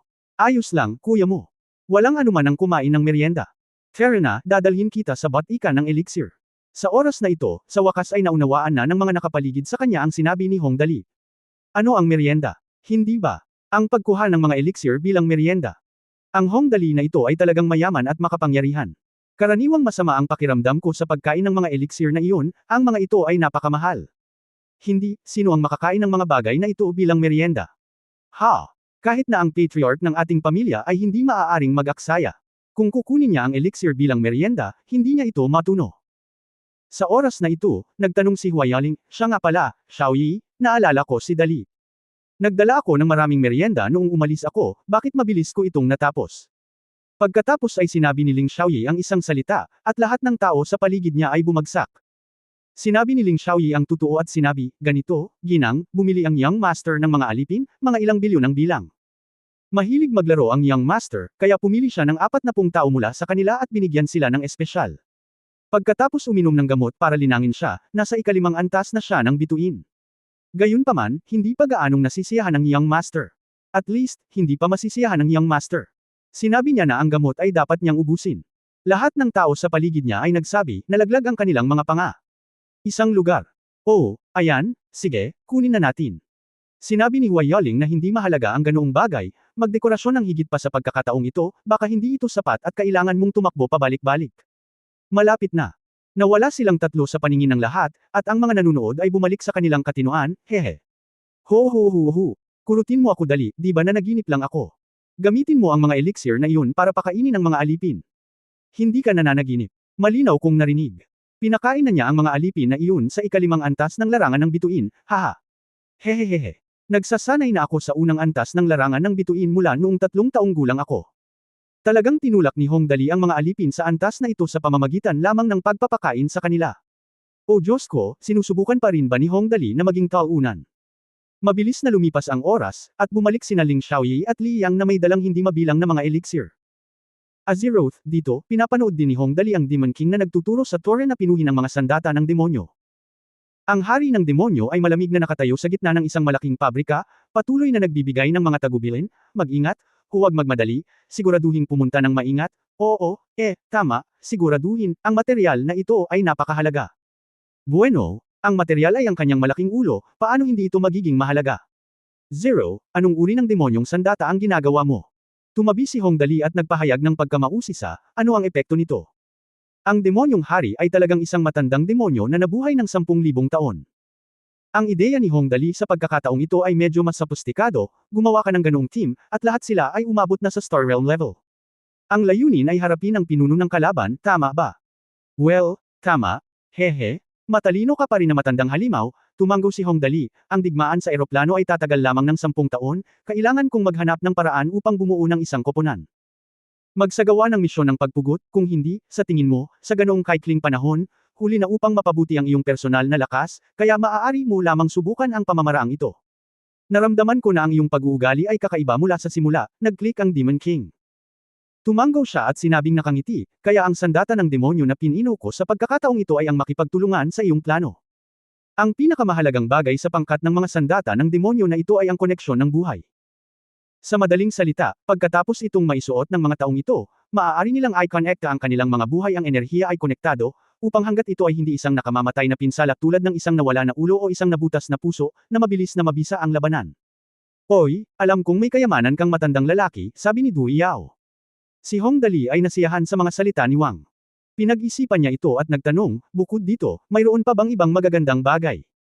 Ang aming angka ng demonyo ay pangunahing nililinang ang katawan, dahan daw ang sinabi ng hari ng demonyo, ang pinakamalaking katangian ng angka ng demonyo ay mahirap mamatay. Kung mas malakas ang katawan, mas malakas ito. Kaya't ang mga sandata ng demonyo ay pangunahing nakatuon sa pagpapabuti ng kakayahan sa aspetong ito. Pagkatapos makumplito ang epekto ng paglink sa buhay, makakakuha ako ng higit pa. Maaari itong dagdagan ng pansamantalang kapangyarihan ng katawan ng 5 beses.